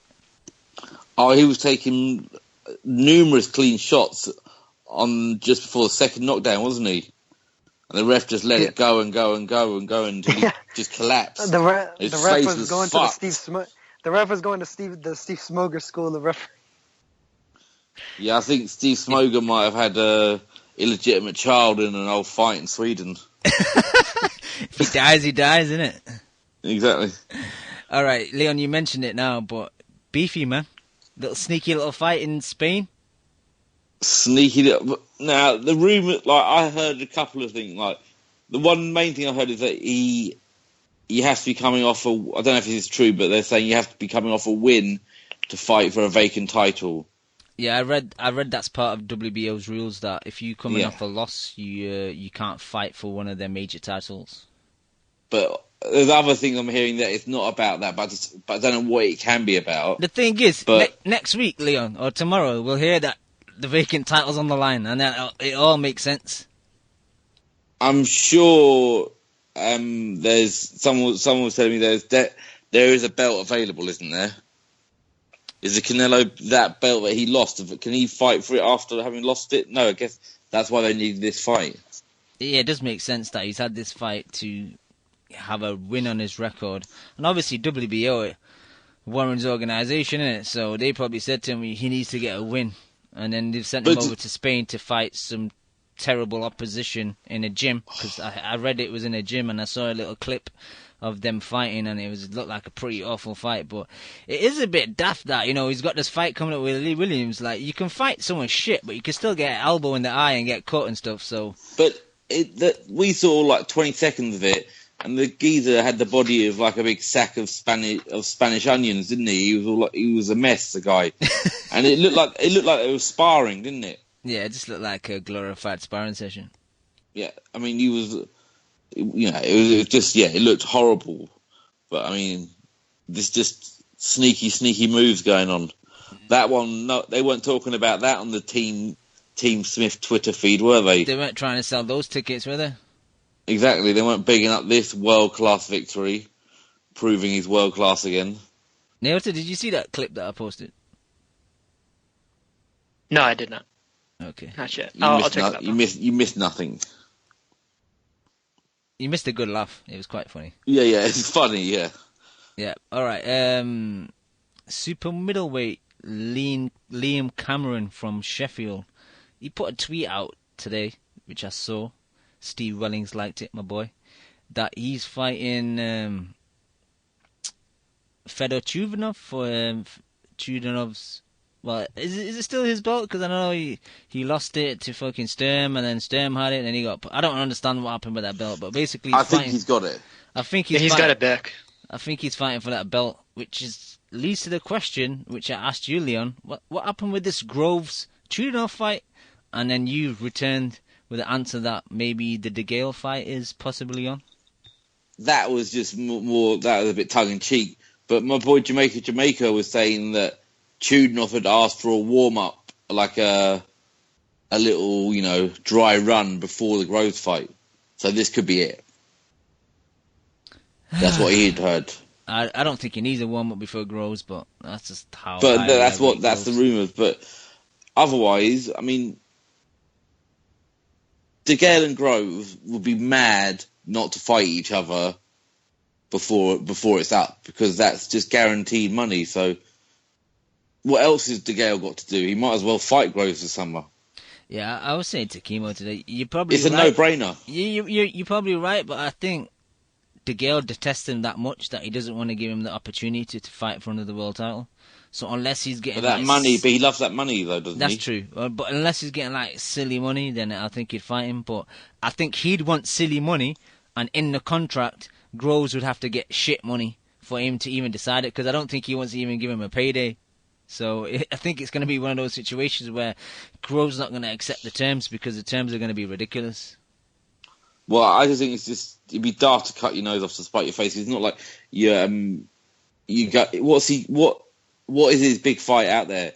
There's the Ramirez fight, but that's not going to do big numbers here or big numbers in the States. But Buddy Jack's gone. There's a Callum Smith fight, but that doesn't make as much money as the Groves fight. So, I mean, it just makes sense for that fight to happen again. And if De Gale's so confident, you might as well just knock him out and beat him, right? Get paid, revenge the loss, and and have a good win on your record. I agree. Neota, you got any thoughts on this? With regards to Groves and De Gale? Yeah, the Chudinov bullshit? Yeah, the Chudinov stuff, yeah. Well, I mean, Groves and De Gale, I think it's a good fight. Even after all these years, get a rematch in there. It'd be nice if it was for some type of a belt. Well, actually, it should be because IBF. Yeah, because that's right. I forgot he actually got a draw in that fight because in my mind he got his ass kicked. De Gale. It's like he got an L. What was that? It was like he got an L. Yeah, exactly. Is there any way that they can do a city belt? Like when Paulie won the Brooklyn belt against Zab, is there any way we can have that kind of belt? We can have a Millennium Dome belt or something like that. Yeah, or whoever wins the fight can have DeGale's sister for the night. I mean, that would be a little bit awkward for DeGale, but I mean, a little bit awkward. For Groves, it'd be quite the prize.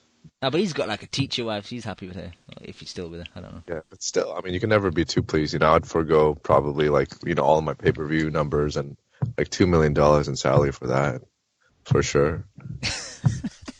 You're a creep, man. Dan, you stepped away probably to do work, which I don't agree with, but you got to pay the bills.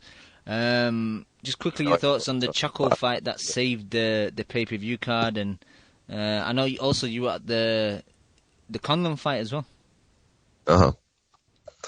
Yeah, I mean, I actually didn't think. Well, Choco, first of all, was like I mentioned the fight of the night, and I thought he got robbed, but for some reason, like friends of mine who actually I respect when it comes to boxing thought the Thai guy won in a very close fight, albeit. Whereas for me, I didn't see how the Thai guy won the fight. Period. Did you guys? I mean, do any of you guys entertain the possibility that the Thai guy won? I had it close for Choco, and I could see it a bit further away. I didn't see a draw, and I didn't see Rungvisai winning. So I don't know. But you see these people? Were these people drunk and also attending the fight with you, or were they at home watching it from TV?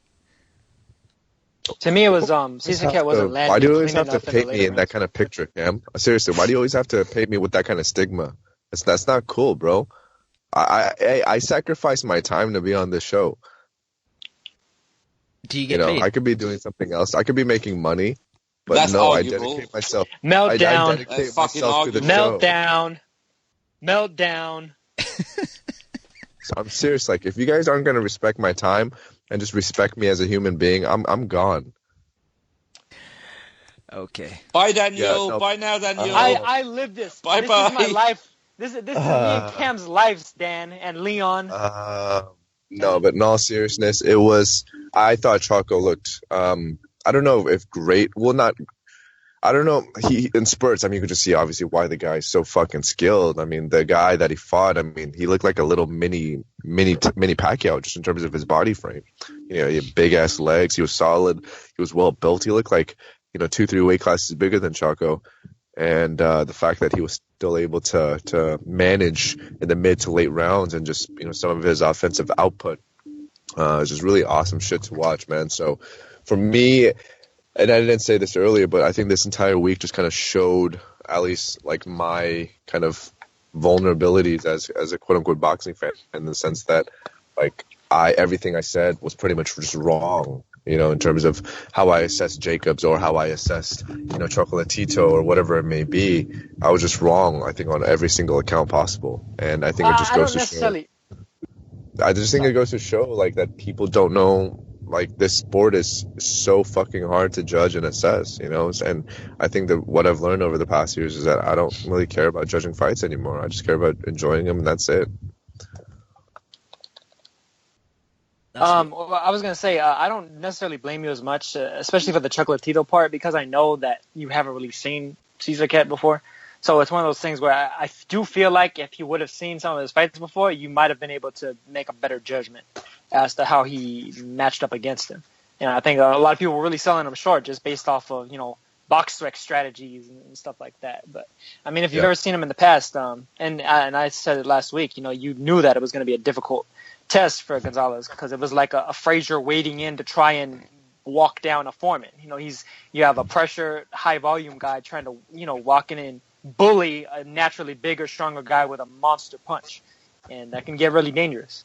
But as far as Cesar Cat versus Gonzalez, I'm not sure how much you heard of me earlier, Dan, but I thought Gonzalez was too sharp, especially down the stretch, and was landing really the cleaner, more effective punches. And I felt like a lot of people that tended to have it for Cesar Cat were scoring a bit more of the blood, both from the headbutts as well as from some of the shots that managed to land in the follow-up, just all the bloodshed and the fact that they didn't have coagulant in his corner and all that stuff, as well as the fact that, when you knock a guy down with a body shot like that in the first round, I think it leaves an impression so that like every shot is doing monster damage, even if it's not necessarily landing cleanly.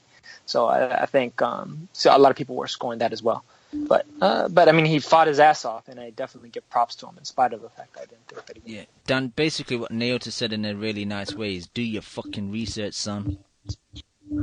Shut up, Cam. Seriously, just stop talking to me. But anyways, in regards to the Conlan fight, I actually thought Conlan looked kind of poor. I mean, yeah, it's his debut, but at the same time, that comes with the territory, like my big bro Floyd would say. It just comes with the territory of being an Olympian. And I kind of mean that. I'm not being entirely facetious in the sense that this guy obviously was very, very hyped and he won the bronze in 2012. I mean, I do kind of view Olympians on a different level than compared to different pro debuts. And I just thought he looked wild. His right hand, for example, I hate when fighters throw that right hand and then they're completely off position and they have to readjust and balance their entire bodies just because their punch is so wild. That drives me crazy. And I don't know how the guy still does that when he's like that skilled and that mature in terms of what he's been able to accomplish as an amateur. I mean, do you guys feel that way too? When he was just completely off balance when he threw that right hand of his? Yeah, I was saying he was a bit wild with the right hand, but I think he got it a bit together in the third. I think he was just pretty tight and tense in the first two. Yeah. I think that was first fight jitters. To be honest with you. Yeah, it was funny, man, because we were entering the stadium and his entire family, like I got to see his entire family. His grandma from fucking Ireland was from Dublin was there. You know, his entire family was there. His grandparents, his wife, his daughter.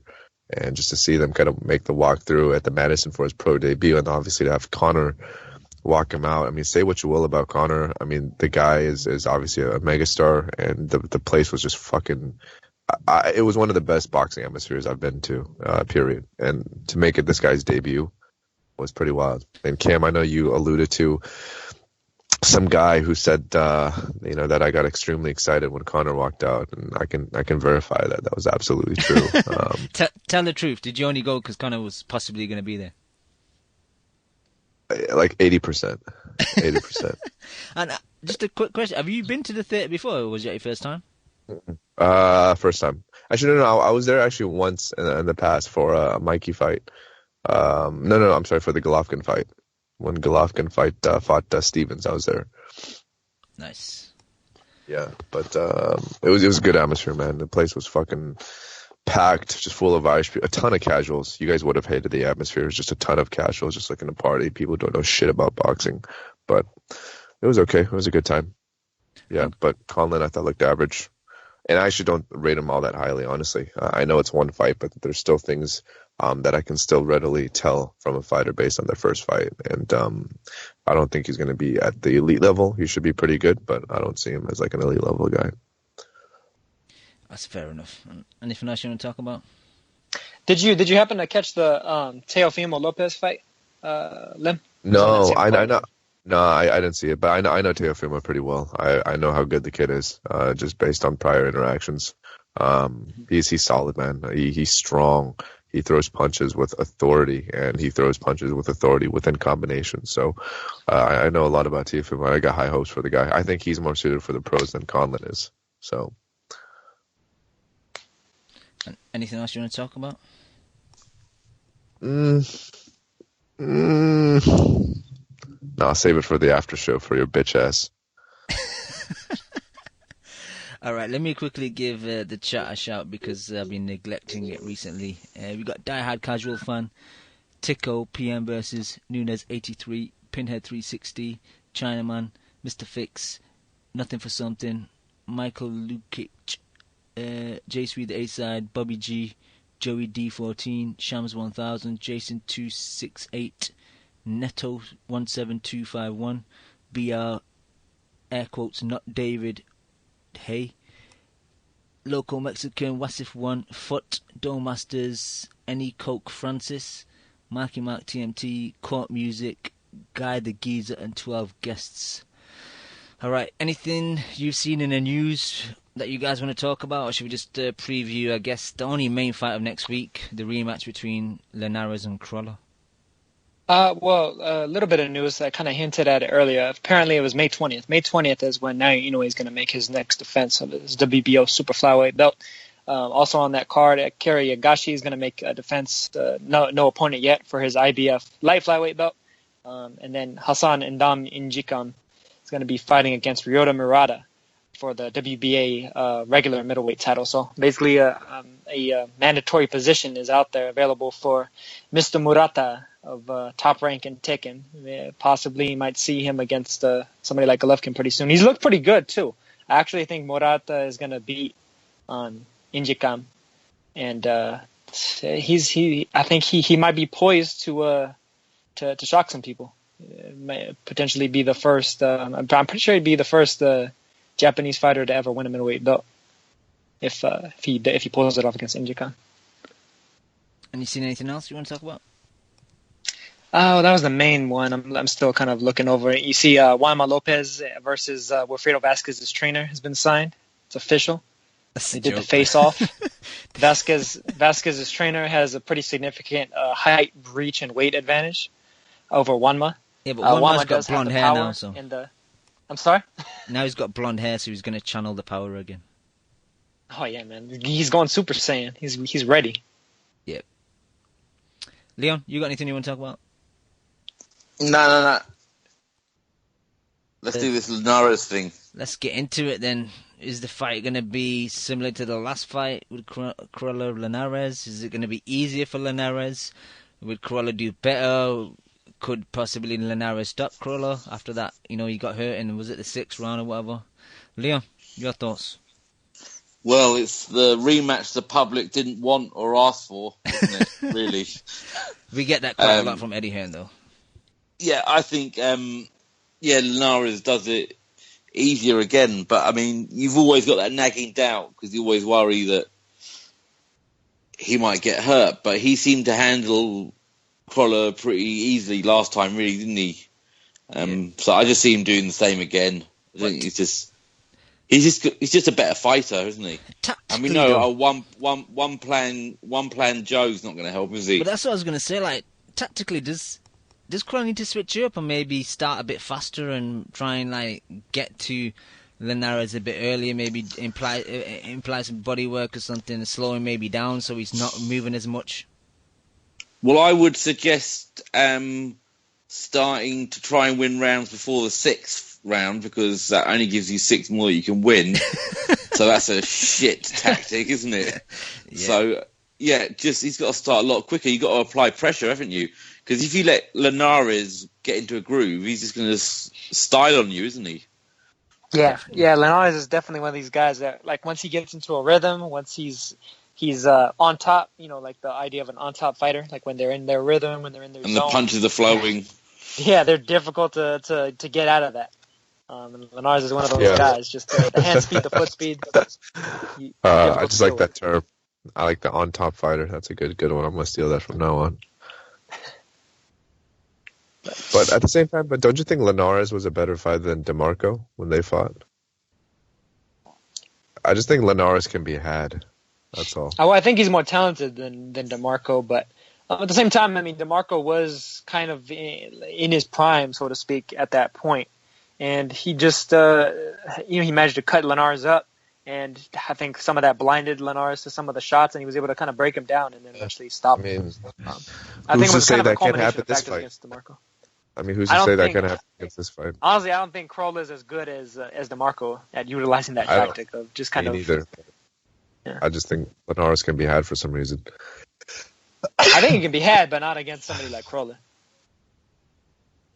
How'd you guys score the last fight, by the way? Did you guys have it really wide? I think I had really wide. 9-3. Specifically, I think I had it like 9-3. I think I had like a bit of a favourable Crolla card, and I had it quite close, but that's because I'm a bit. That was one of your funny cards, wasn't it? It was indeed, yeah.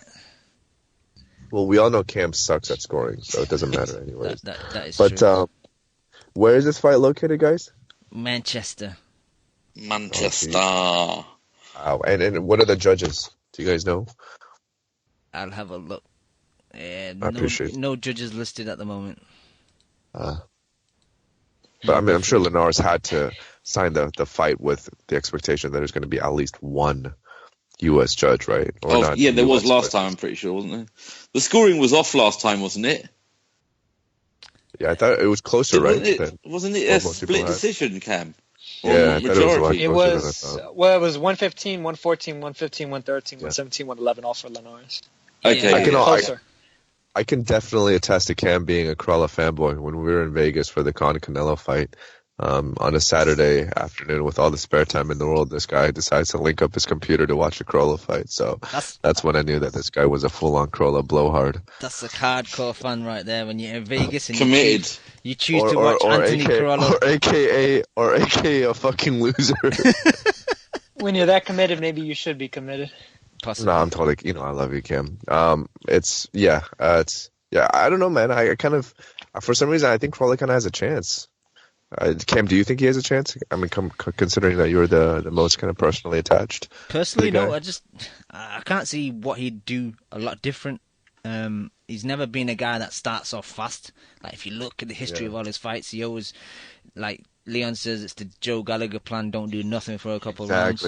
So, I would maybe pick him if he wasn't trained by Tesco Joe, But Exactly. jeez, I just can't get that out of my head. You'd love that term. But No, yeah, it's the first time I've ever used it. I just know Leon says it. I don't even know what it means. Tesco Joe. It just sounds funny. Tesco's a supermarket in the UK, and it just kind of suits his style, supermarket style. Home brand, cheap. Gotcha. It's like Walmart. Yeah. Walmart's good. Walmart's gotten a lot better nowadays. It's like Kmart. Yeah, Walmart has superstores nowadays. Now they got a fresh green section. They're doing it legit. They got non-GMO products. Nice. Get some of them some organic oranges. What did you say, Dan? Superfoods. Walmart's a superstar. Huh? Walmart's a superstar. It's a superstar. Oh my god! It's a superstore. Where is Jose, by the way? Jose, oh man, I've listened to some of the shit that he said this past weekend.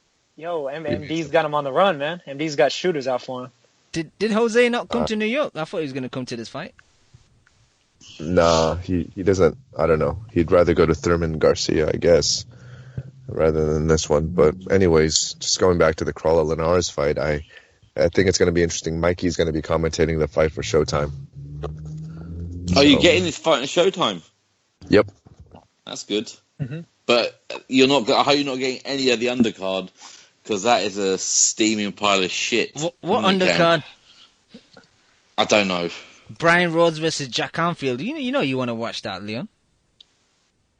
Katie Taylor making a fourth professional fight. Oh shit! Daniel Lim's boo. Katie Taylor. Hosea Burton against TBA. Come on, man. This is a class card. Martin Joseph Ward versus Maxie Hughes.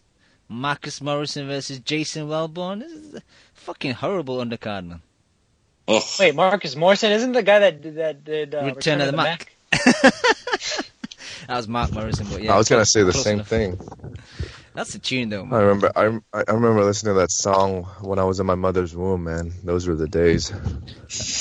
That was a classic tune, to be honest. Katie Taylor's on? Yeah, she's on the undercard. She'd probably be fucking co-main, to be honest. There's only She is co-main. There you I go. just said it. I just set my joint to record. It's only an hour and a half long broadcast, so I'd imagine they might show some highlights or maybe one of the lower level fights, maybe a Katie Taylor, and then go into Linares versus Crolla on Showtime. See, What I didn't know weight does Showtime Katie picked this Taylor? up, so what do you think? They're looking... She's a lightweight. Sorry to interrupt. Do you think Showtime looking for Mikey to get the winner? Of Probably. the Katie Taylor fight? Well, he'd definitely be a winner then, right? No, I'd pick Katie to fuck Mikey up. Yeah, I'd imagine so, considering the fact that he's going to be doing the commentary and such. But Katie Taylor fights at lightweight, though, Lim. So, yeah, she technically does fight in the same weight class, albeit in the women's division. Oh, man, I crack myself up with the stupidest jokes, man. At least to make you happy. Man, Yeah, cool. Anything to make me cool. Hey, Cool. Cam. But the thing, what about? What about Mikey versus Keith Thurman? You guys heard about that fight? Mikey versus Keith Thurman. Oh, yeah, Mikey has been saying that he can go up and beat Keith. I saw that. Mikey annihilates Keith, man. Oh, But he's KOs for life, though. He's KOs for life, Cam. I mean, it only takes one shot to render the human physiology unconscious. Yeah, burn money as well. Burn money and drive a Prius. Exactly. Actually, isn't burning money bad for the environment? So. Oh yeah. Yeah, I know. So I kind of he's equalizing the carbon footprint that he's carbon putting footprint. out there by driving the Prius. Yeah. Okay, that's his thought behind it. But just quickly He's going being back to, responsible with his burning of money. Yep. Just Yes. quickly going back to Linares. In the first fight, I just thought, the way you put combinations together as counterpunches and how easy it was for him to spin off to the left. And I was saying in the post fight, I think Crolla he always ends up on the left hook, and if you could end up on the right hand, either a straight right or right to the right hook to the body or to the head, it would close off the exit for Linares. So maybe he might implement that. Obviously, depends what Tesco Joe's thinking for the game plan. But Cam, he will implement it, but only after the 6th round. No, that's being generous. I don't know if you guys remember in the first fight there was the very high shorts, almost like a bra that Crolla was wearing, and he kept kind of trying to gesture to the ref every time like he got hit on the belt line that it was a low blow and shit. Do you think like Linares is gonna make a case of that before the fight, and he's gonna want like the belt on the actual belt line this time, so he doesn't try and fucking con the ref or the judges or whatever? He should be on his mettle, because they're going to be up to every trick in the book to try and get Crolla to win. He needs to go there just watching his back. I mean, do we have anybody in Linares' camp right now that can answer that question for us? You should be there, like you got contacts. Yeah, but I'm in the Bay Area gyms right now. And just we forgot to mention, dude, the reason why Jacobs won that fight was because of the 2 weeks he spent in the Bay Area with Virgil. If it wasn't for those 2 weeks, he doesn't win that fight. That's true. That he lost. But now that you're in the Bay Area, though. In the eyes of the people. Yeah, I'm sorry. What was that, Cam? Now you're in the Bay Area. Are you not like stepping on Lukey's toes, though? Nah, man. I'm gonna let these guys eat. You know what I'm saying, dog? Yep. All right, you guys got anything else about Crolla versus Linares? That's it, really, isn't it? Yeah, hoping for a pretty good fight. I think Linares takes it clearly again, and hopefully there's no funny business. But it will be a good fight, because Crolla will, after the 6th round, will put it on the line. It's just that you've got to get through the first half of the fight. Yeah. I wish somebody could just break down fights for the guy, like in a different mathematical perspective. It just seems like in these guys' heads, there's something like barricading their minds that won't allow them to box until the 6th round. Joe's up in their heads. It's like, I don't know. I don't even know what the right analogy would be, but it's just like training them since birth to not be able to do anything until half of an allotted time has been spent. Like if they played soccer, they wouldn't play until the 45th minute. It's like, what the fuck? It is a weird system that keeps on trying. Yeah, but still, I'll remember that camp for the rest of my life, just because of the picture with Helena Christensen, who was one of my favorite supermodels, with Scott Quigg. It's just one of the best faces I've ever seen in my life. The first time the guy ever saw a woman, it just makes me chuckle every time I see that picture. Quigg's your boy, don't know. He's been training at the Wildcard full time now. Oh, Jesus. It's a legendary. I think we're going to look back on these days very fondly, guys. Like 10, 15 years down the road, BBC, like BBC 4 is going to have a special documentary on the Joe, the boxing dynasty, and just what they've been able to accomplish in their careers. Yep, cool.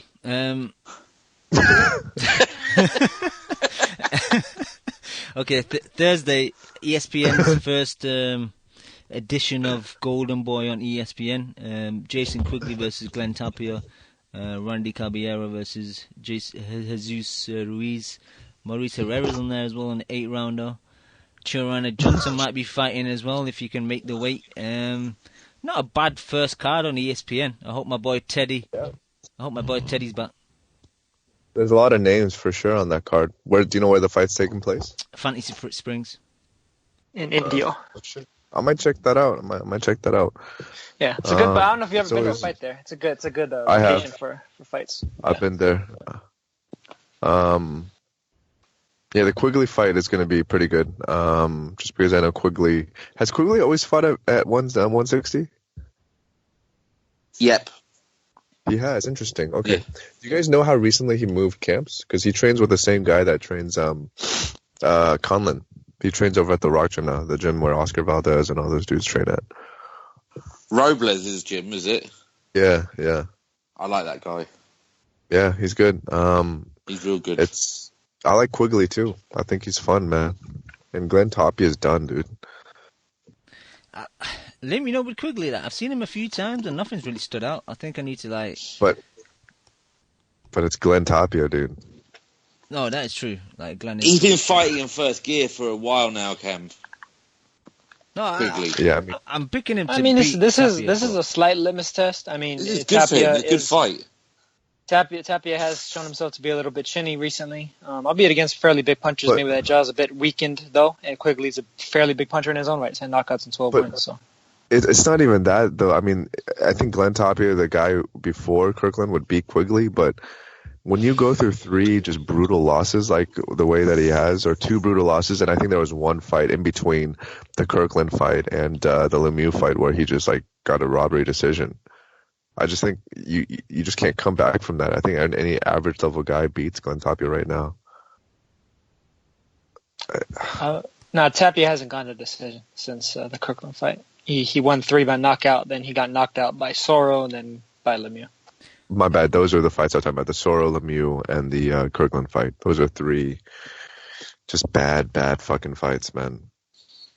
I think he just hated Yeah, you because so- you beat your cousin Abihan. That's why. Dude, you say that joke every week, bro. It's not funny. I'm gonna use it every week. Abihan's always he's like the 6 degrees of separation. He'll always be mentioned somehow in a weekly episode. So I'll mention that shit joke every week. Whatever, bro. Yeah, but the rest of the card, the names are all decent. Toriano Johnson, obviously Herrera, an 8-rounder. Jeez, that's fucking sad, considering the guy just beat Danny Garcia 3 years ago. He's regressed pretty bad since then, though. He lost to Pablo Cesar Cano in his last fight. Did he? Legitimately? Yeah. Yeah, his career's. We won't be talking about him much longer. After Against this. Cano, he looked like James Toney at heavyweight. He was just kind of going through the motions and making Cano not look great, but Cano was beating. He did beat Benavidez, though. Yeah, no, that should have been that was really his time. He was probably the best 140 pounder at the time, with that run of Garcia and Benavidez. Very short though. Yeah. And I think when you get robbed, and he tends to like his liquor, and I think Oh, jeez. he became a jaded man after what happened. It's just there's something about these Mexican American fighters who train in the Inland Empire now to in the Riverside area. All they do is just eat and get fat. I don't know, man. Maybe you're the better expert about that.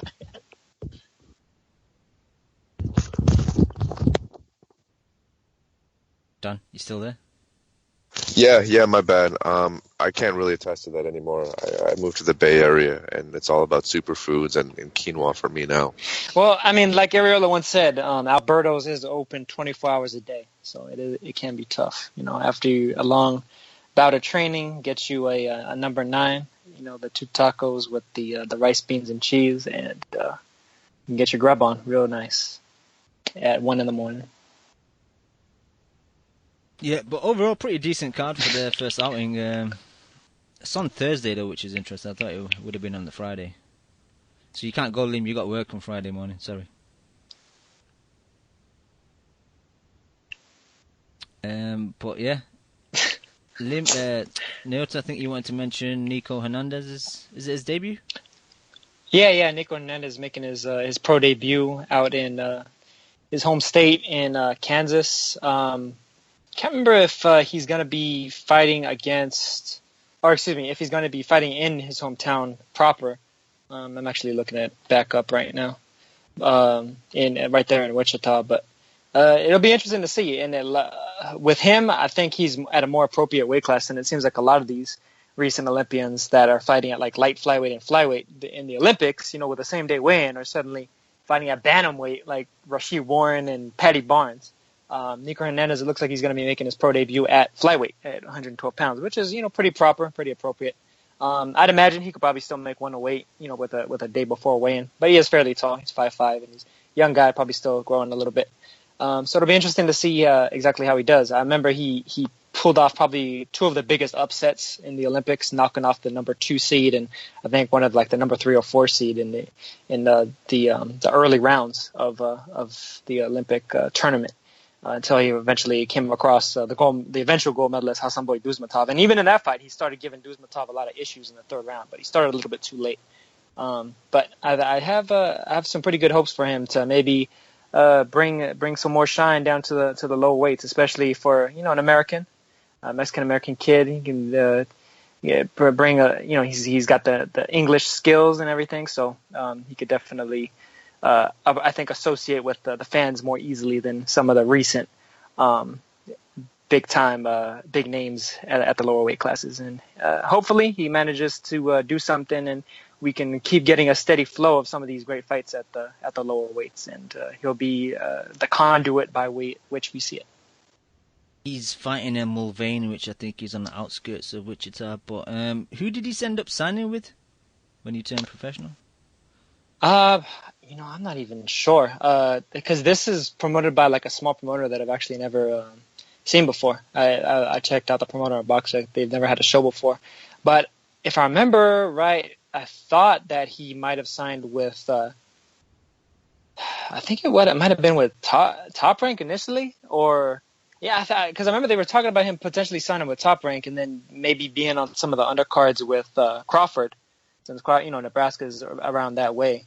But I can't be exactly certain if he might have some sort of co-promotion deal or exactly what the particulars are of his whole stratagem is for his pro career. But I mean, it remains to be seen. I do think if he improves and he proves to be a quality fighter, then we'll see him on some of the major cards. But this is going to be televised, though. It is going to be televised on CBS Sports Network, their little fight night series. So.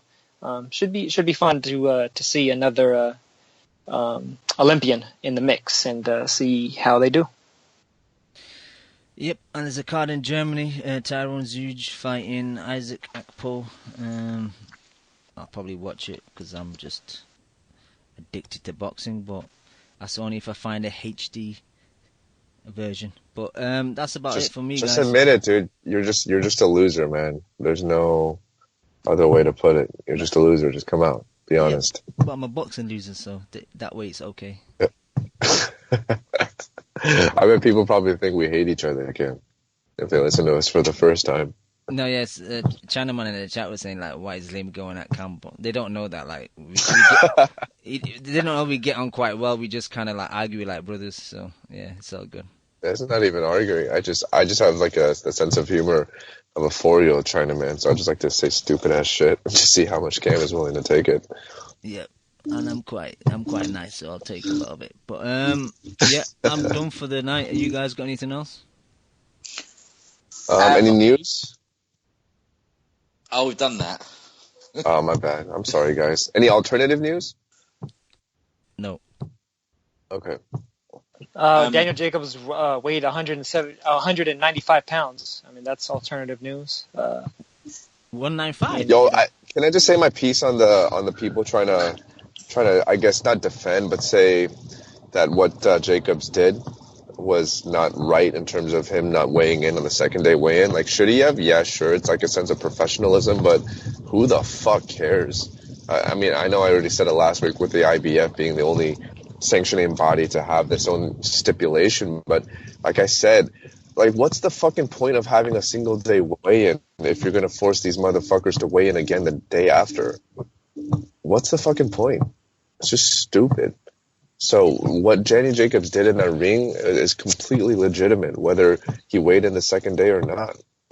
It's a stupid fucking argument, man. It's just people in general trying to justify situations in one setting and then trying to use that as a crux against the fighter that they dislike in another setting. Yeah, but and it goes back.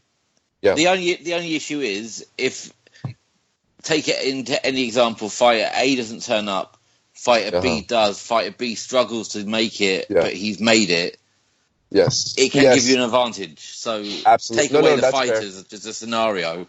Yes, in that context, it is fair. It is fair. So let's say in the situation that Triple G did have to struggle and his performance was mitigated to some extent. I'm not suggesting it is, so. No, I know, but that would be the only way that it's valid. But the thing is, like, that to me is not very likely, considering the fact of how disciplined Triple G is as a fighter. But regardless, it's just a stupid fucking rule, and I blame the IBF more than anything. And I only bring that up because people are just so, like, we all know this, but people are so biased in this fucking sport. You know, they're willing to say that they aren't. And then this fight with Jacob and Triple G. And Dan, I think your microphone's touching something. Jeez. I was just comparing the Triple G situation with the Ward situation. You know, fighters have won one fight, a la the Ward fight, or you know, they say, oh, it was a valid decision, and then obviously in the next situation when Jacob loses, there's like a public outcry. It's like, just be consistent. They're both very close fights. They both could have gone either way, and I just wish people would have just conceded more oftentimes than not when they were wrong, or just give the other person credit. You know, it's just, I don't know why this sport there's just so much fanboyism, man. Yeah, you know? That's the thing. I mean, even when I feel like a guy, even that you see in the MMA, you know, obviously it's a different sport, but you don't have this level of fanboyism. You know, even when it's fighters of different races and shit. But in the counter argument to that, there's something that people boxing like happens on boxing social media where someone really passionately cares about that particular fight, and then they get upset about the outcome, and they get really, you know, and they're allowed to be upset about it. But then somehow your passion and the fact that you're disappointing the result is used against you. You know, like, oh, why do you care so much? This kind of is a weird, like, your passion for the sport is suddenly your weakness. I do it. We do it to wind people up, but it is we're fucking horrible boxers. Yeah, but the thing is, let me just say one thing though, Leon. Even though you had that level of passion in the Kovalev Ward fight, I still remember the next day you still confirmed that Ward possibly could have won, even though you didn't think it was likely. You said it was still possible. And what I'm saying is that most of these fucking people that are so passionate about one fighter, they just completely dismiss and discount that other opposing theory altogether. Yeah, which is ridiculous. Which is ridiculous because when you're trying to downplay somebody else, the fighter that you don't like or what have you, then all of a sudden that win that your fighter got, your quote unquote your fighter got, all of a sudden, well, then it wasn't shit then, because I mean he was fighting a bum or a limited guy or whatever the other guy that you happen to ad hominem repeatedly was to begin with. I know. I think there's a kind of belief out there that we're all Triple G fanboys. Well, 3 of us scored for Jacobs. You know. Yeah. No fanboys. Yeah. Well, I mean, I've never really gotten the Triple G fanboy thing. But I mean, regardless, even though I didn't think Triple G won, I'm going to give him props where I felt that he was in the fight against Jacobs. I don't feel that Cesar beat Gonzalez, but I give him props for just being a hellacious monster in there. You know, at the end of the day, these guys did what they felt they had to do to win, and they fought their asses off. And the judges notwithstanding, they deserve props in their own right for fighting the way that they did. Yeah. But there was one other thing I wanted to mention. I know Leon wanted to mention something too. Before I got all politically into the conversation. It's just something that I wanted to get off my chest because just... I don't know, it's fair enough. Being at the fights as well, you just see like the groves of people, just like, people getting involved in groupthink and not really having an opinion. Yeah, it becomes almost like a religion, like, oh, you go to the Church of Ward or you go to the Church of Golovkin, and it's like, fuck off. Just enjoy the fights. I agree to that, man. Enjoy the fights. I used to be appreciate the fighters while they're here, because some of these fighters are great fighters. So if you hate them, I mean, how can you really appreciate the sport to the pinnacle of what it is if you can't appreciate what these guys are bringing to the table. I've always believed it's about fights and not fighters, this sport. Yeah, I used to be like... It's about the best fights. I used to be a calm fanboy on that, but what you learn is you just want good fights, and also you can defend the guy to the hilt until it's a point where you don't agree with what he's doing, what he says, and then there's kind of no point. Like if it's not on the same page as the way you think, then you can't keep defending people for the sake of it. Like if you don't agree with his statement, you don't agree with the fight he's taking, then it's just another fighter. Then I don't jump on bandwagons anymore. I enjoy guys that fight, and if they take fights which I don't like, then I'll discredit them or I won't co-sign them. It's just simple as that. I just prefer watching good boxing these days rather than jumping on bandwagons. Yeah, and that's the thing. Even the greatest of fighters, they don't last forever. Eventually, they come across guys that either beat them or come close to beating them, and then they move on, and then we get new stars. You know what I mean? Roy Jones didn't last forever. Hopkins didn't last forever. Mayweather didn't last forever. Gonzalez isn't going to last forever. We're going to get new crops of stars that are looking to overtake and carry the sport on, carry the torch, and that's just the way it is. I'd just like to add that I defend everyone's right to overreact to decisions and get completely fucking raging. Like, I think you're allowed to do that. That's because you feed off their craziness. I do it all the time, but I don't think that it's like, Dr. Salt. Fuck it, just do it, man. If you're really fucking pissed off, let the world know. It's healthy. Let the world burn. Exactly, burn the world. All right. Anything else? I was going to say on a non-boxing front that Chuck Berry passed away this week, and that's a huge loss. And if you haven't listened, take the time to listen. The man's he was a pervert, but he was a fucking genius. Listen to the Chuck Berry in London or the London sessions, and also listen to the MC5's cover of Back in the USA, which is a fantastic song that Chuck Berry wrote. Shit, man. When we doing this hip-hop special? Anytime you like, Cam. We definitely need to do it, man. Yeah. I think, we need to do a bit of planning. Yeah, we'll sort something We need to be a bit better organised than we are for these shows. Organisation, that doesn't go hand in hand with coalition. But we need a bit of structure, otherwise we'll be all over the place. That's true. Maybe we just narrow it down. KRS-One is coming to play in Whitstable, Cam. Whitstable in on the coast of Kent. Are you going? In April. Yeah, fucking definitely. 100%. Not missing that shit. Yeah.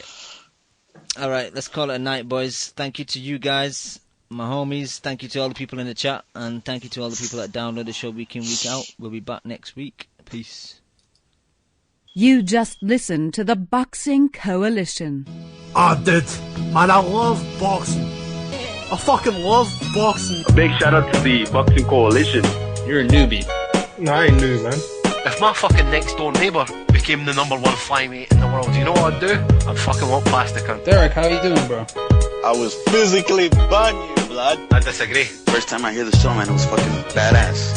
Vamos Argentina, la concha de su madre. I see the bomb in them. I get home and she's like, what the fuck? Me and the kid are here. Why don't you get home and talk to us? I'm like, man, you guys don't know shit about boxing. Kel, how does it feel to be the new IBF champion? It feels great.